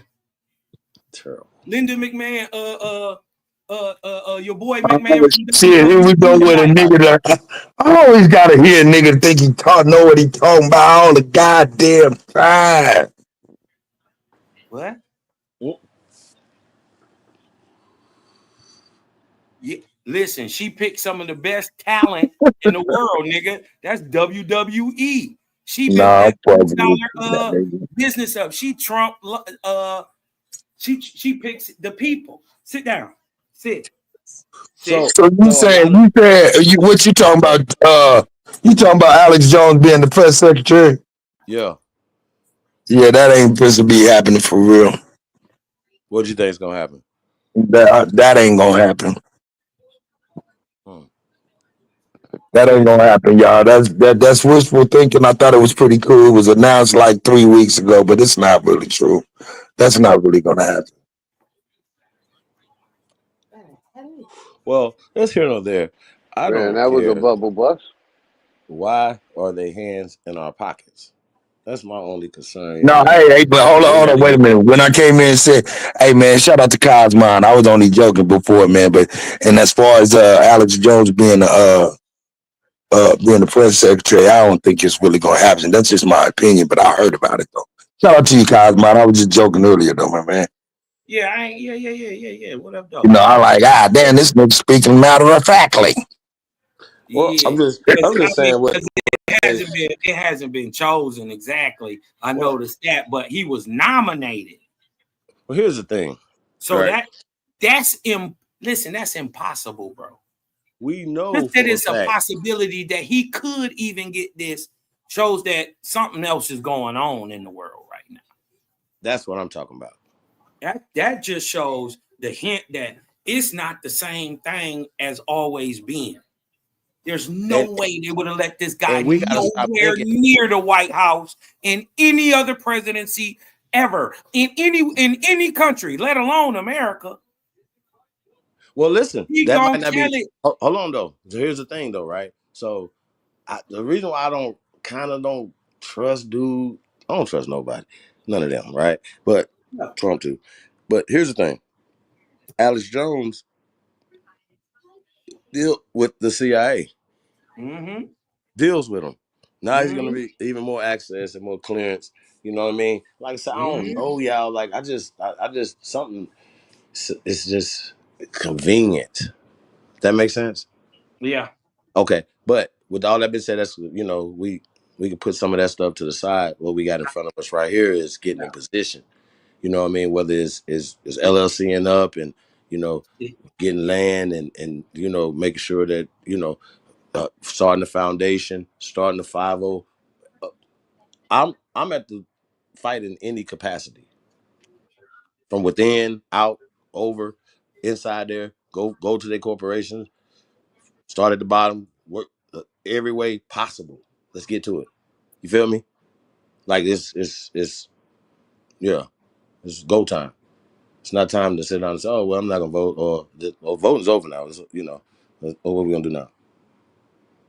Build, move forward. And so, like arguing about the administration to come is crazy. You know, I'm definitely not gonna waste no energy when nobody's mad about that. They marching, okay, cool. They burning their bras, okay, cool. They shaving their head, all right, cool. We'll go over here. Sell them some wigs. You know what I'm saying? Like, I don't know what to say. Like, it's just, yeah, man.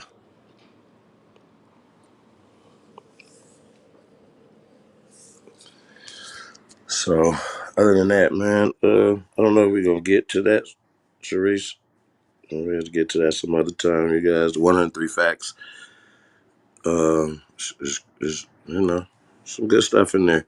You know what I mean? And he even talks about black, and that how it's identifier and how it takes us. The book, obviously title, he explains that in the book. A lot of times when you have editors and stuff, even Dr. Jack D. Forbes talked about that when he made when his book came out. Um, Africans and Native Americans and all that shit, right? He talked about how they made him change the title to that. You feel me? And all it's for sales and blah blah blah. So the editing and all those type of things or whatever to be distributed, to be out. So a lot of that stuff is definitely censored in order for you to get a deal or to get a book deal or get a record deal or get any of these things or a movie deal. You can't put out content that's gonna be contrary to what the system wants out. You know what I mean? Yeah, I get that. So that's how that worked. If we wanted to, I talk about this, when I had left the music business, because they didn't want, they didn't want to distribute the Cracker Killer Project, but they wanted me to kill a gang of niggas. Right. You know what I mean, but they didn't want me to kill no crackers, and I thought that was kind of weird, or dogs, or cats, or nobody else. You know what I mean? And yeah, I just thought that was kind of, I don't want to do business with people like that. You know what I mean? It's two-faced, double standard. You know what I mean? So Hey, but I want to kill everybody. You know what I'm saying? I want to be an equal opportunity killer. You know what I'm saying? Hey, I gotta dip up out of here. Salute to my baby sis Charise the realist. Salute Supreme Chief Holiday, DJ Cut, Big Dog Philly. Man, shout out, guys. You dig what I'm talking about? Coming through this thing. Hey man, I just need y'all to breathe in and let that light in, man, because I'm Cosmon. I'm up out of this thing. Love like bro. You know what? I'm gonna get on up out of here too, man. Y'all hit me up. Let me know what y'all gonna do, man. I'm right here though. Yo. Peace, Reeves. Love you, girlie. Peace to everybody in the chat. All the gods and goddesses. Love. Peace. Good. Big Dog, what's up, bro? Yeah, because we're about to say in about 10 more minutes, I'm about to close out anyway. So, Big Dog, you want to go ahead and get some words and you can for the next, we can dialogue for the next 10 minutes, but I'm going to go ahead and shut it down at that 4:30 mark. Hey, I appreciate you, Charise, my brother, Chief Holiday, everybody in the chat. I'm a fall back. Enough has been said. It's been an excellent presentation. Shout out to Chief Holiday, Charise, and everybody in the chat. Everybody have a good evening, man. You know, it ain't no need of beating a dead horse because we've been beating that horse all day. It's dead. You know what I It's mean? dead. Y'all got it. We got it there. Yeah, man. Shout out to Big Dog, man. Yeah, Shit. shout out to you, big dog. Yeah, Sharice, thank you for having me. Definitely have fun, man. I like building, man, with the tribe. Sometimes, you know, stuff comes out, you know. Some stuff we've been saying just over and over and over. It's just like it's don't even have to look it up. You know what I mean? A lot of times we want to pull it up so people can see it, but definitely just 103 facts about the Black Indians in the Western Hemisphere is crazy. I know we didn't get a chance to really get into Yeah, we'll come back on that one. come back, y'all, I got time. just so y'all can see it. Because I'm Shout out gonna to be, everybody, man. but I would love to come back if you want to come back. Shoot, we could come back, and give them a round two later on. Tonight. Yeah, if you up for it. If not, shit, we could just give it to them another time. Shoot, they'll tune in and watch. Because I think this was a great build. Is that hold up? Oh, that's none of your business. Hey, peace and love, sister. Indigenous. Hey, y'all. Okay, Gigi, what's up? Peace and love to everybody in the freaking chat. Shout out to all the Aboriginal, Indigenous, Indians, man. Y'all know what time it is. We cutting that out, man, with the revisionist history, the fake history. We getting y'all to understand. Like, listen, they are rewriting it in real time.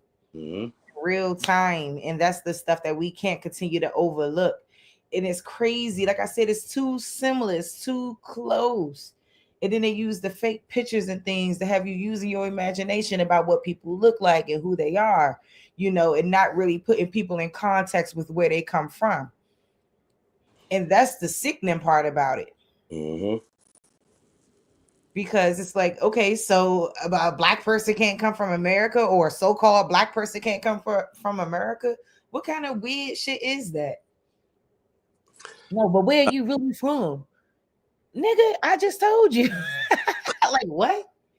Well, you know it's crazy, right? When you be talking to other people, right, especially from other countries, and you know what's crazy with me? Like, I was having a conversation with a dude, and he was like, he was like, where you from? Like, America. Like, okay, well, he assuming that we come from Africa and America. He's like, but no, I was like, Mississippi. You know what I'm saying? He was like, I'm Aboriginal to this land, indigenous to this land, like that. He said, I never met you guys. I'm like, yeah, they were all around you. I had to tell him, I'm like, bro, I had to lace his boots. But everybody's miseducated on this. So it's just not copper colored people who've been miseducated. We go to the same schools with Becky and Timmy, you know what I mean? And so they get the same indoctrinations as well, that once again was placed there to push us down and push them up. That's so if somebody's saying, hey, we got to take that out the schools, for Negroes to be, obtuse to that is a problem for them, in a lot of different ways. If you don't know, it's so understandable. But if you do know and you're pushing this because your salary is based off of that, it's wild. Or your funding is based off of that, or your tax shelters is based off of that. So yeah, I don't know, especially through these. And once again, we were talking about the churches and stuff. If y'all church had me, I want to speak up there with your pastor, where he be talking that to the congregation. Other than that, and I want some grape juice too.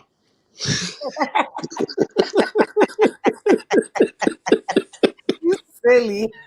That's what I liked about church, man. The crackers and the grape juice, man. Okay. You know what I'm saying? The choir, shout out to the choirs. Paper. I don't know what that crap is they be giving. Y'all, good pastors too, man. Pastors tearing the house down, man. That's some shit. Y'all know that. Well, yeah, imagine a pastor going up there telling his congregation about being Aborigines to America, how powerful that is. You know what I mean? Like, we can compartmentalize things, you know what I'm saying? Like your belief and your bloodline are two different things, you know what I'm saying? That's right. and your inheritance and your business. lineage. It's That's nothing to what do with matters, man. Nothing can what are take you that talking about? away. There is nothing that they can Hey, do. Like all people pose the three main things: it's the slave trade, and it's the DNA, and it's the color of the skin. Those three things. They're like, oh, you're dark, so you is African. Oh, y'all look like that, so y'all is. And then boom, your ancestors did come here from Africa on the slave trade. Blah blah blah. Y'all can't even prove none of this. Stop telling us that. Stop telling people that. That shit is not true. All those made up ports, everything is used to get your money, to play on your intellectual intelligence. All of the above. They getting paid off of what y'all, man. African ancestry and all them is making a bag off of lying to y'all about y'all fake African roots. Y'all piss me off. Y'all don't know what's real and what's not. You don't trust your family, but you trust some people who put some who told you to spit in the tube. Stop playing games. But your grandma lying though. No, I'm tired of all of them. Your grandma lying. Are you crazy? So then oral tradition don't matter, lineage doesn't matter. All the generations we've been in America and before, you think that came from some slave trade base? Are you crazy? oh man, Everything we've that's what learned, we're dealing with. that we've built, taught them to build, taught them how to wash and clean themselves, amongst many other things. Even making America what it is today. Television, everything you could think of, radio, everything that has revolutionized this place and that has made it the leading country came from our ancestors, our Negro so-called thoughts and inventions. And it's just sad that they can't see that it's all from here. It didn't come from that story they want to tell y'all it came from. It came from you because you are innately that great already. It's just what it is. And they know that. And anything that will unite us or put us together is a definite detriment to them. And it's a threat, unfortunately. I don't know why it's looked at like that. I've watched a lot of different people make these comments about why they push back on reparations so hard is because they fear that it will create, quote, white outrage. Well, But listen, that's a whole nother thing for another day. listen. They just gave. Listen, they just gave in 2 years over $200 billion to illegal people. We ain't even talking about all the other monies that's going everywhere else, man. Like like they're bringing in refugees, and they're not calling them illegal, because they're coming from a war-torn area, right? Well, they're not bringing in Palestinians. You guys know this. They're bringing in Israelis. But these people are rich already. Yeah. They're coming over here. They're already set up. People's already there. They're just getting more funding and more money. Nobody talks about the Israeli people who are getting our tax dollars. And they're not fighting in Israel. I just want to point that out. So this is a real thing. I talked to some of them personally last year. So, and I was just like, this is weird. Like, you know what I mean? Y'all, this is really weird. Like, it's just so next level. See Big AP in the building. Shy Apples. Not the bad. Wild Savage Beast. Who else we got in here? The Real Autonomous Defense League 2.0. Copper Goddess. Peace Empress. I don't know why why BAP ain't showing up in my comments on the stream, y'all. Oh, there you go. I want to say I couldn't see him at first, but there you go. Intelligent Indigenous Minds. I can't see. Shoot, I'm about to end it now. Shoot, but I mean, I don't And know. it's business. I'm gonna text him Milestone. on the back end, and I'll see, what he feel like doing or whatever. Maybe we could pick back up because I'm really, I love when we all can build in peace and harmony, and not have so much of that riffraff, rah-rah shit going on in the background. We can actually really focus on what happened to us and why this happened.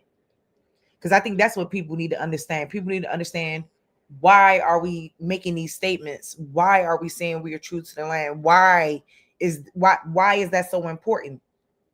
And I'm not sure if people really care to really. I ain't gonna say people don't care, because people do care. I just think maybe not on the level that they should care. So, like I said, it's just, we could continue on, but you know what time it is. Like, we true to the land. We ain't never been nowhere else, ain't going nowhere else, don't want to go nowhere else. And when we do, most of their butts are crying coming back home. Crying coming on back home.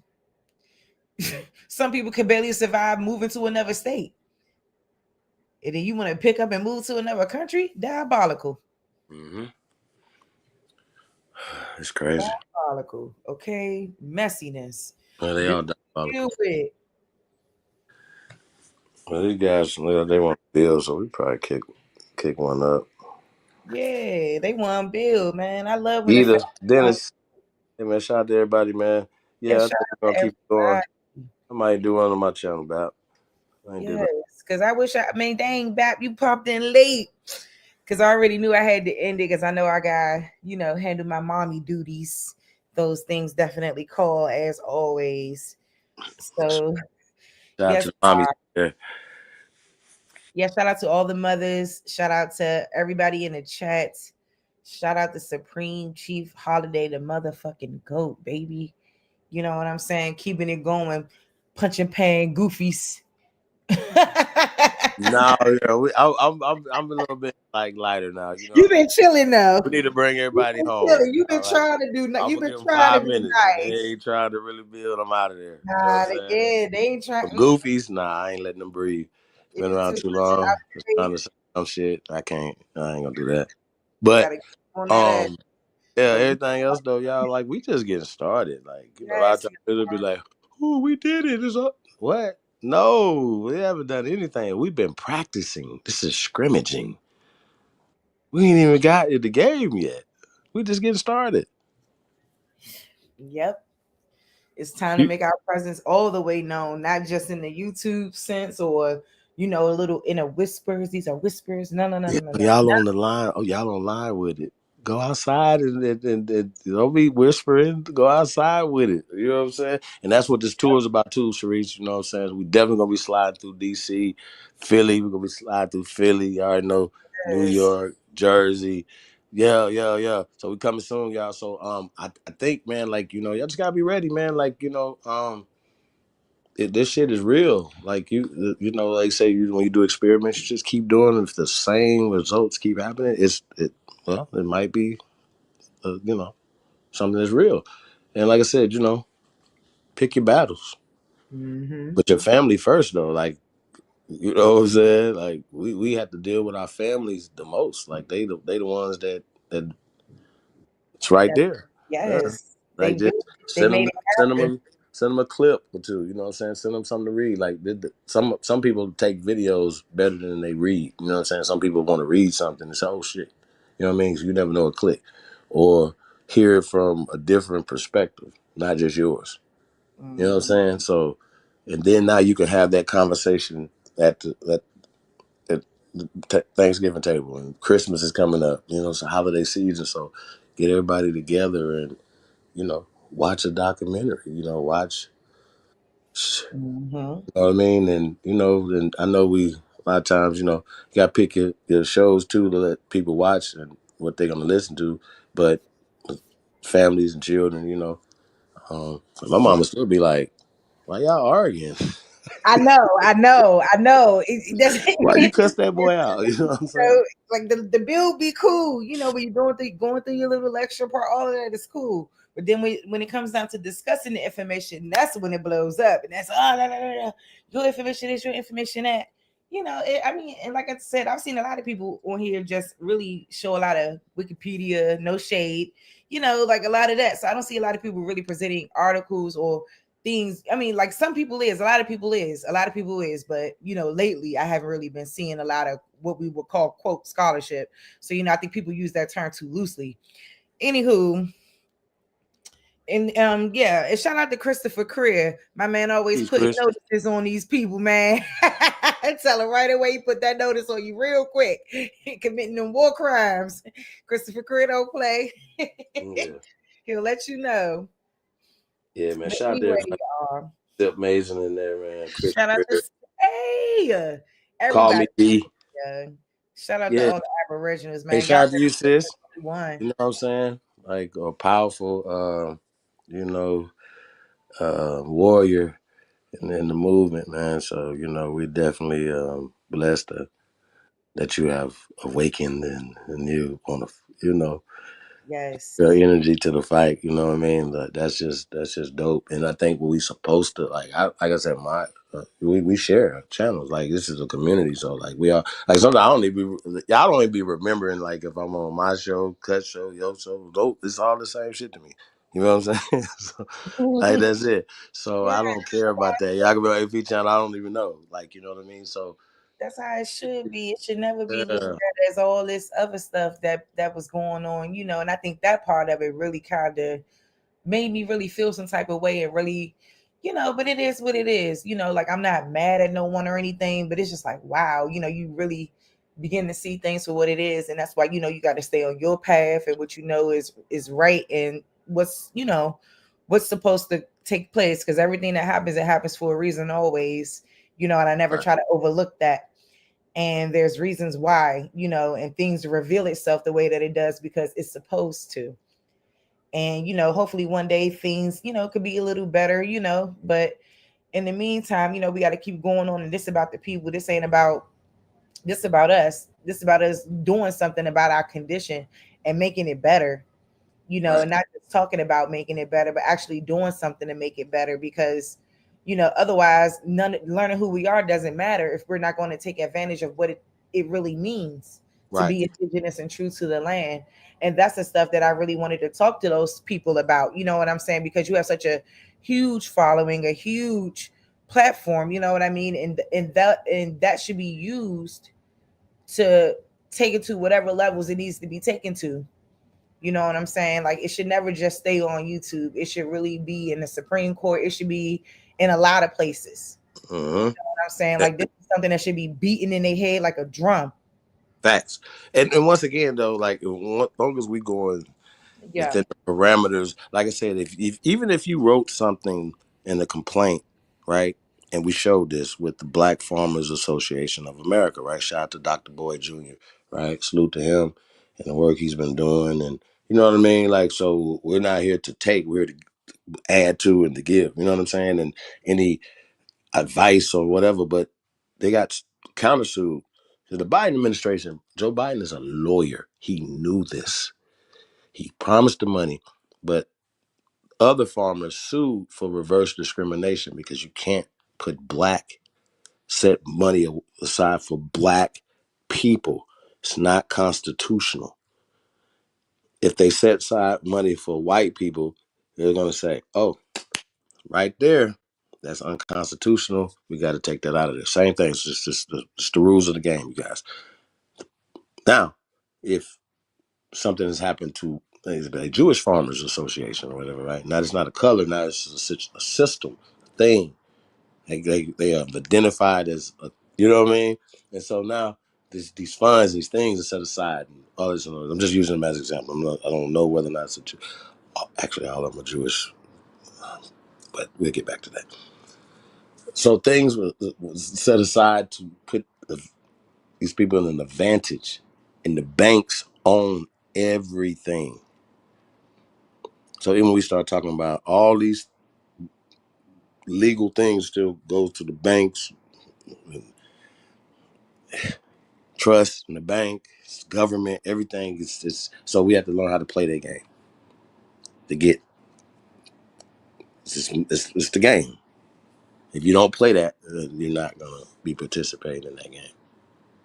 You know what I mean? So that's just what it is. So and I've was out the game for a long time. Like, man, fuck, I ain't dealing with that. You know what I mean? No banks, mattress. You know what I mean? Like, still doing stuff, but it was, I say, harder. You know what I mean? But you're not in that system. You ain't got no credit. I want no credit. You feel what I'm saying? So no debt. You feel what I'm saying? No, you need debt. You work with debt. You don't work with your money. You feel me? Like working with your money, for instance. Like, okay, perfect example, Dame Dash, shout out to Dame Dash. When he had the bank, Leo Cohen, president of the bank, Def Jam, Rockefeller, do things, whatever he, and make moves for the business or whatever. He didn't have to use his own money. Of course, they use their own money, whatever, to get it started, right? But once to take it to the next level, they needed their money, whatever, to not only take it to the next level, but sustain it.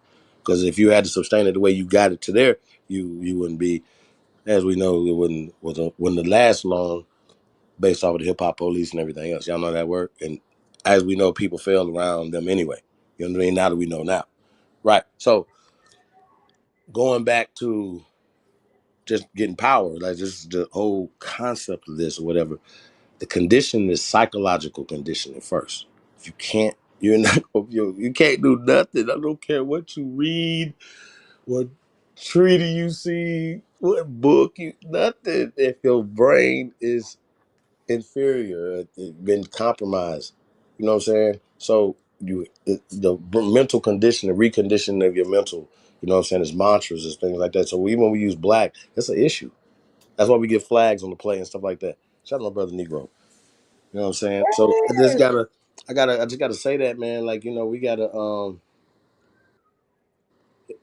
it starts there, like internally. You know what I mean? And I hate, we gotta get that out of our system. Yes, Like, we gotta start giving each other flowers and congratulating. I told you I'm a fan of all y'all. You know what I mean? We do gotta stop real bad. It shows the issues. It just shows the underlying issues that we have. Period. It manifests itself through this community, and I think or environment rather. I think it's pretty sad, and I hope that we can do better with that. We have to stop being like that. We have to stop manifesting that type of energy, because it's not doing us any good, and it's not getting us anywhere. Like all the unnecessary hoopla, all this. Like, you don't agree, go another way. You don't like what somebody is saying, just go. It's cool. It's cool. It's not a negative, it's not a strike towards you. I think that if you disagree, like I said, there's a way to disagree, there's a way to do that. I think people love to lose their minds almost, and all gotta stop. Like, we love, to look like we can defend ourselves. We love to look like we can go toe to toe and all of this. And, and after a while it gets tiring. It's stressful on your heart. It's stressful on your brain when you're doing that, and it takes a lot of energy out of you to push that kind of energy out. And, like I said, I hope we get in a better place with that, because we can't have that when we're trying to come into the fold. That's why I always say that a lot of us need a lot of therapy and things like that. And, we need stronger support systems. We need to be doing better with supporting one another. I think that's the biggest thing, because I think everyone's so wrapped up in what they're going through that it's hard to support someone else. But we all have to be that support system for each other, even though we're far from each other, whatever the case may be, because we're all like-minded in thought, whether we agree on certain points or not. And, I just think that that's going to hold us back if we keep entertaining that type of nonsense. Like, I know, like, sometimes personal things, because even with me, like some things that happened to me personally, I felt the need to express it. And I wish that, I wouldn't have given people that power over me, because, you don't want to let people know that they're affecting you. That's crazy. So not crazy, but it's just like we're all human beings. And that's what I try to keep in mind. And I think sometimes you don't expect the other side of the coin, but you got to remember that the other side of the coin is there. And never, you can never trust the face value of a person. So we always have to know and be able to discern and decipher and stop entertaining the shit that don't matter and just stay focused on what does. So that's right. Hey, me. Yeah, Shoot. to the Gang. crackers. You know what that reminded me of though? Like it just hey, y'all gotta say this, and I think this should be a public service announcement. I know it's kind of going off the subject a little bit, but and I don't know why Glorilla hasn't addressed this, right? But there's a challenge out here now, you know what I'm saying? And females are showing their woman part, right? Their private part, right? And they're calling it moose knuckles, right? And so they're getting it from the song by Glorilla. Glorilla was talking about a clothing brand. She was not talking about showing her body off. It is really crazy. Grown people, whatever, so I just think that's just kind of weird. I seen that we talked about the nutcrackers. Shout out to nutcrackers. Yeah, I just thought that was kind of weird that that's a thing. You know what I mean? And especially in the time when they're talking about all this. Yeah, You it's know what the I mean? It's it just goes back dangerous, to the y'all. It's imagery. dangerous. It goes back to the On a lot of imagery, levels. cream I just cheese. had to say that, sis. Huh? I'm not. It goes back to the imagery, though. The imagery, what they put out there, the vision, the visionary part of it, the visual of that concept. It's like she'll say that, and then they're putting it right on her area, and then people are like, "Oh, that's what that is," and instead of people.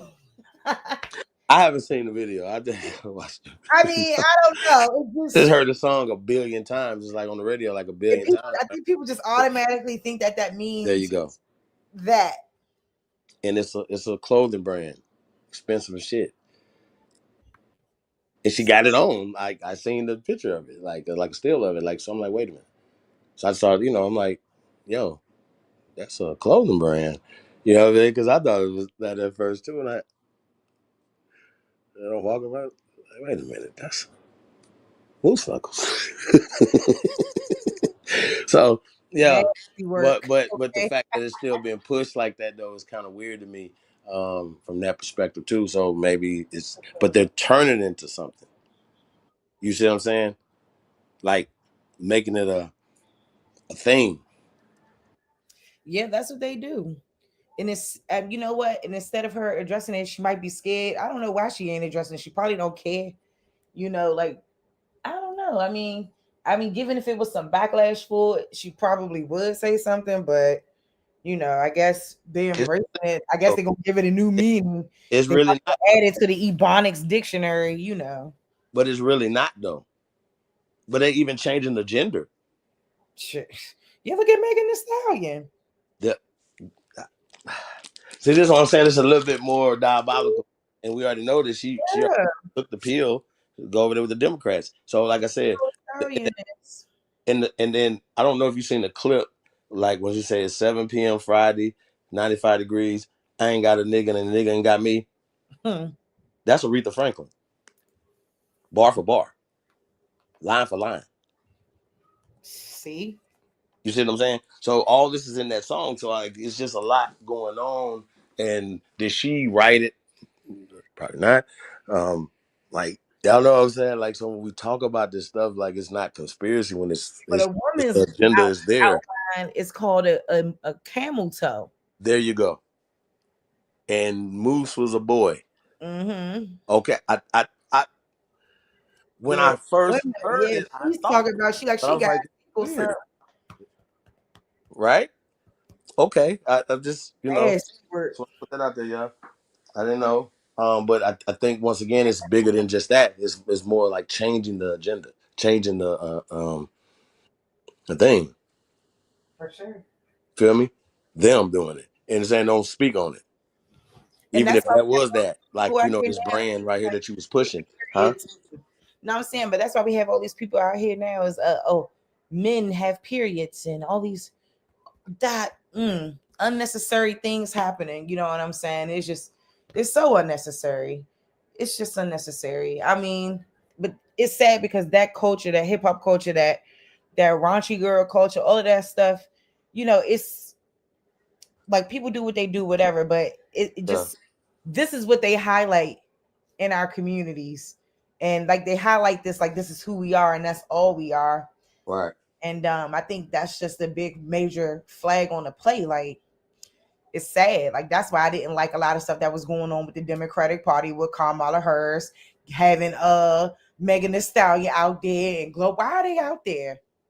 I mean, Seriously. I mean, come on because now. once again, they have just told them to. Black artists that could have, so-called black artists that could have did that without that. Well, listen, That let's was just say they was true believers. Let's just say they really believe, because we meet people all the time that they're not enlightened. Say Megan Thee Stallion not enlightened. They say, here's $1 million, Megan. Okay, that's first off. Let's start there.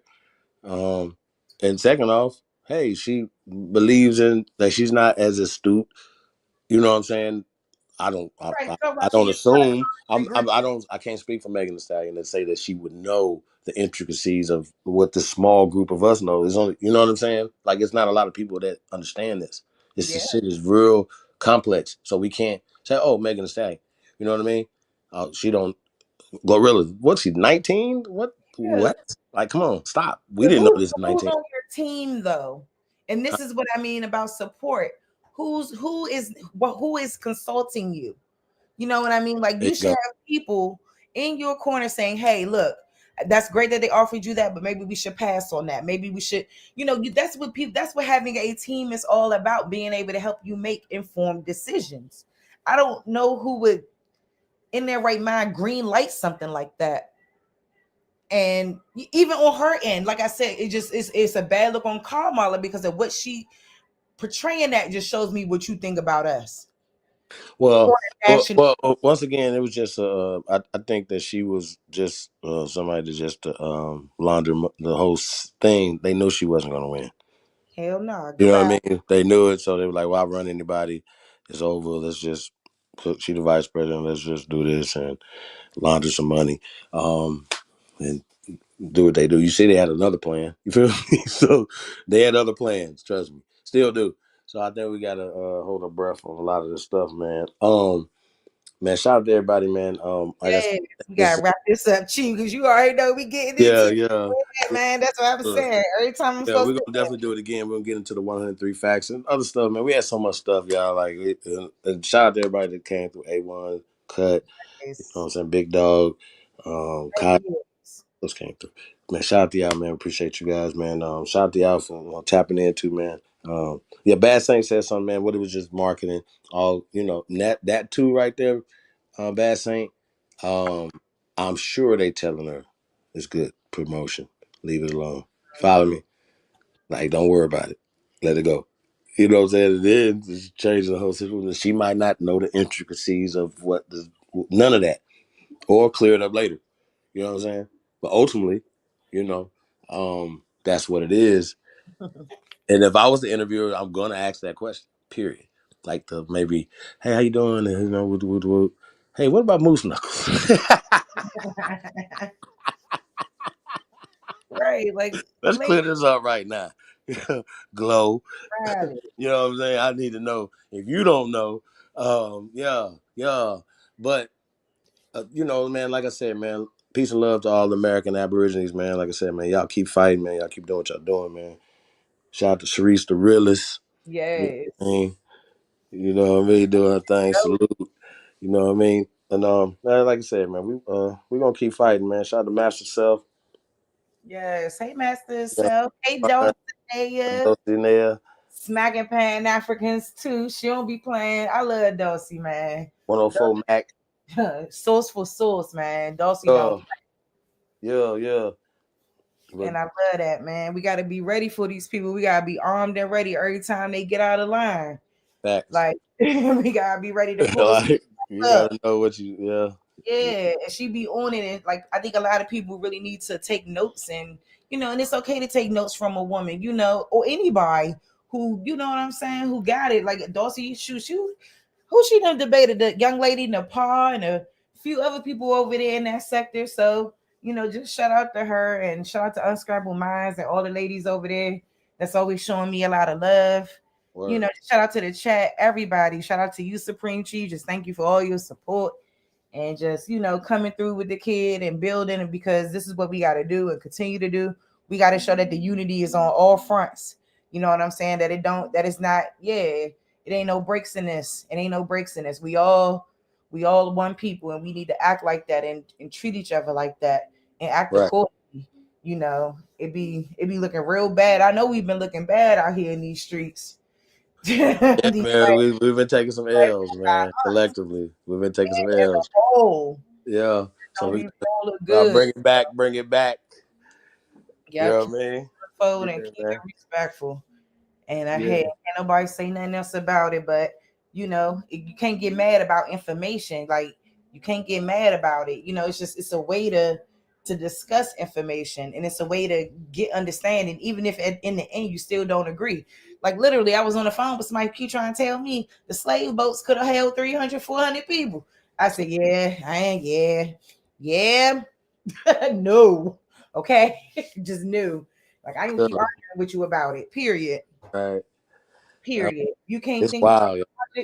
you can't discern that. I can't help you with it. You know what I mean? And I'm not gonna try, to keep trying to tell you that. You gotta eventually see it for yourself. So it's gonna take the grand awakening. I guess. Not yeah, what man. I see Rue up in there. Alexis B. Shout out to y'all, man. Thank you guys for tapping in. Thank you. But yeah, we're gonna get up out of here. Appreciate you for having me. Like I said, I got some little stuff to do, but I'm available.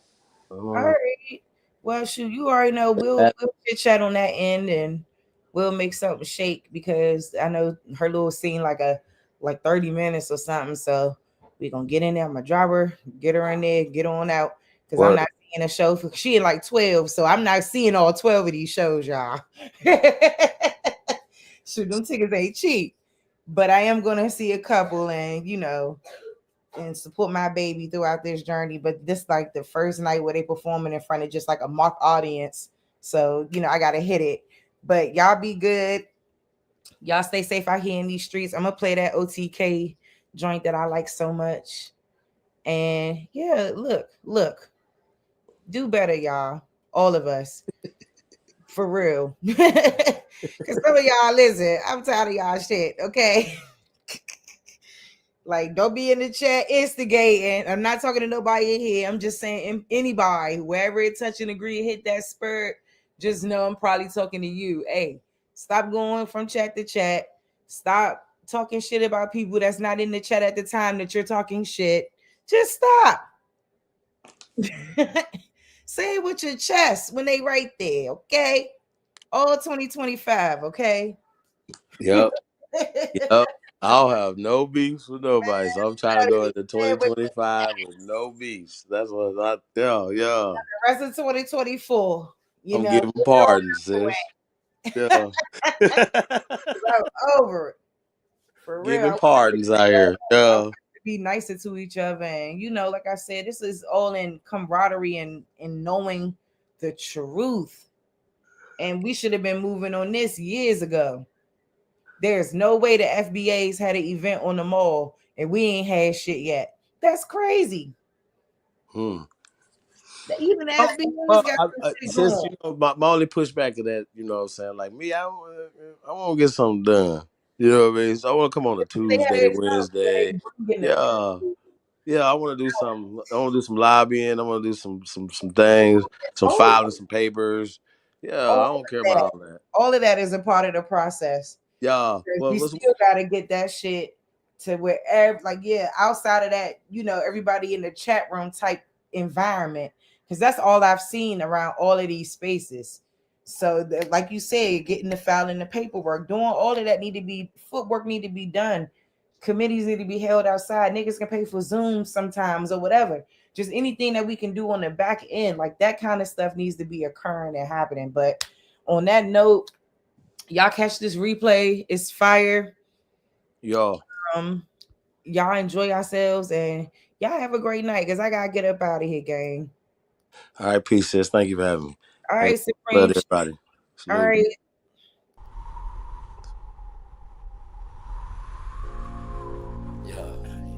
What it look like, man? Let's see what it is. Man, I feel the same way you feel. Word. Word. I just don't want to rush, man. I just want to take it one day at a time. Me too. That way we reach the highest point of friendship. What's the highest point? Let me know. Then whether you know how far to take this flight. That's what I'm talking Earth. about. You don't just jump in the plane and fly and don't know where you're going first. Just chill, baby. Got you. We don't have to run, baby. We can chill. Just be patient before we take it there. See, you don't really know me, and I don't really know you. Never lived a good life. Come on, let me show you. We don't have to run, baby. We can chill. Let's just be patient before we take it there. See, you don't really know me, and I don't really know you. Never lived a good life. Come on, let me show you. See, you don't have to rush. Baby girl, be patient. Anticipation of love making. Got your legs shaking. See, every time I'm next to you, I feel your heart beat faster. But yet you try to hide behind your smile and your laughter. See, money's what I'm after, so all I do is chill. I'm out here on the grind. I'm trying to see a meal. You never seen this good life, well come on, let me show you. You never had a real hug, well come on, let me hold you. This life I lead is troublesome. You win some, you lose some. You lost one, then gain one. You want some, come get some. See, everything you want, you need, I got you.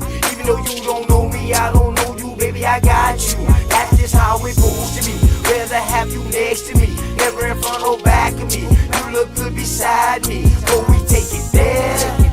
It's some things you need to know. We don't have to rush, baby, we can take it slow. We don't have to run, baby, we can chill. Just be patient before we take it there. See, you don't really know me, and I don't really know you.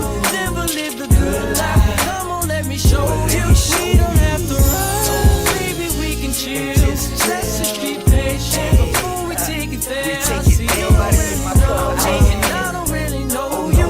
Never lived a good life. Come on, let me show you. Say if you like me, it's what you want. I ain't about games, I'm trying to front. See something that you want, then get it. Ice cream man always deliver, never late. I come on time. Tell me, girl, what's your room size? Sitting here, watch you visualize. I can't lie, see it in your eyes. Fantasize, I mean you all day, all night. Let me strap your seatbelt on before we take this flight. You know I'm helicopter high. Baby, you know I'm on a wide, baby, we can vibe. And that's just how it is. El Blizzo keep it realer than all the rest is. And don't compare me to them other dudes. I act a fool, with my tool, lock it down, just for you. You got a man, you can keep him too. I don't want him, I want you. Got a couple friends, but I got a couple too. Just let me know, girl, what you wanna do. And we can keep it on the low, long as you know, baby, just take it. We don't have to run, baby, we can chill. Just be patient before we take it there. See, you don't really know me, and I don't really know you. Never lived a good life. Come on, let me show you. We don't have to run, baby, we can chill. Let's just be patient before we take it there. See, you don't really know me, and I don't really know you. Never lived a good life. Come on, let me show you.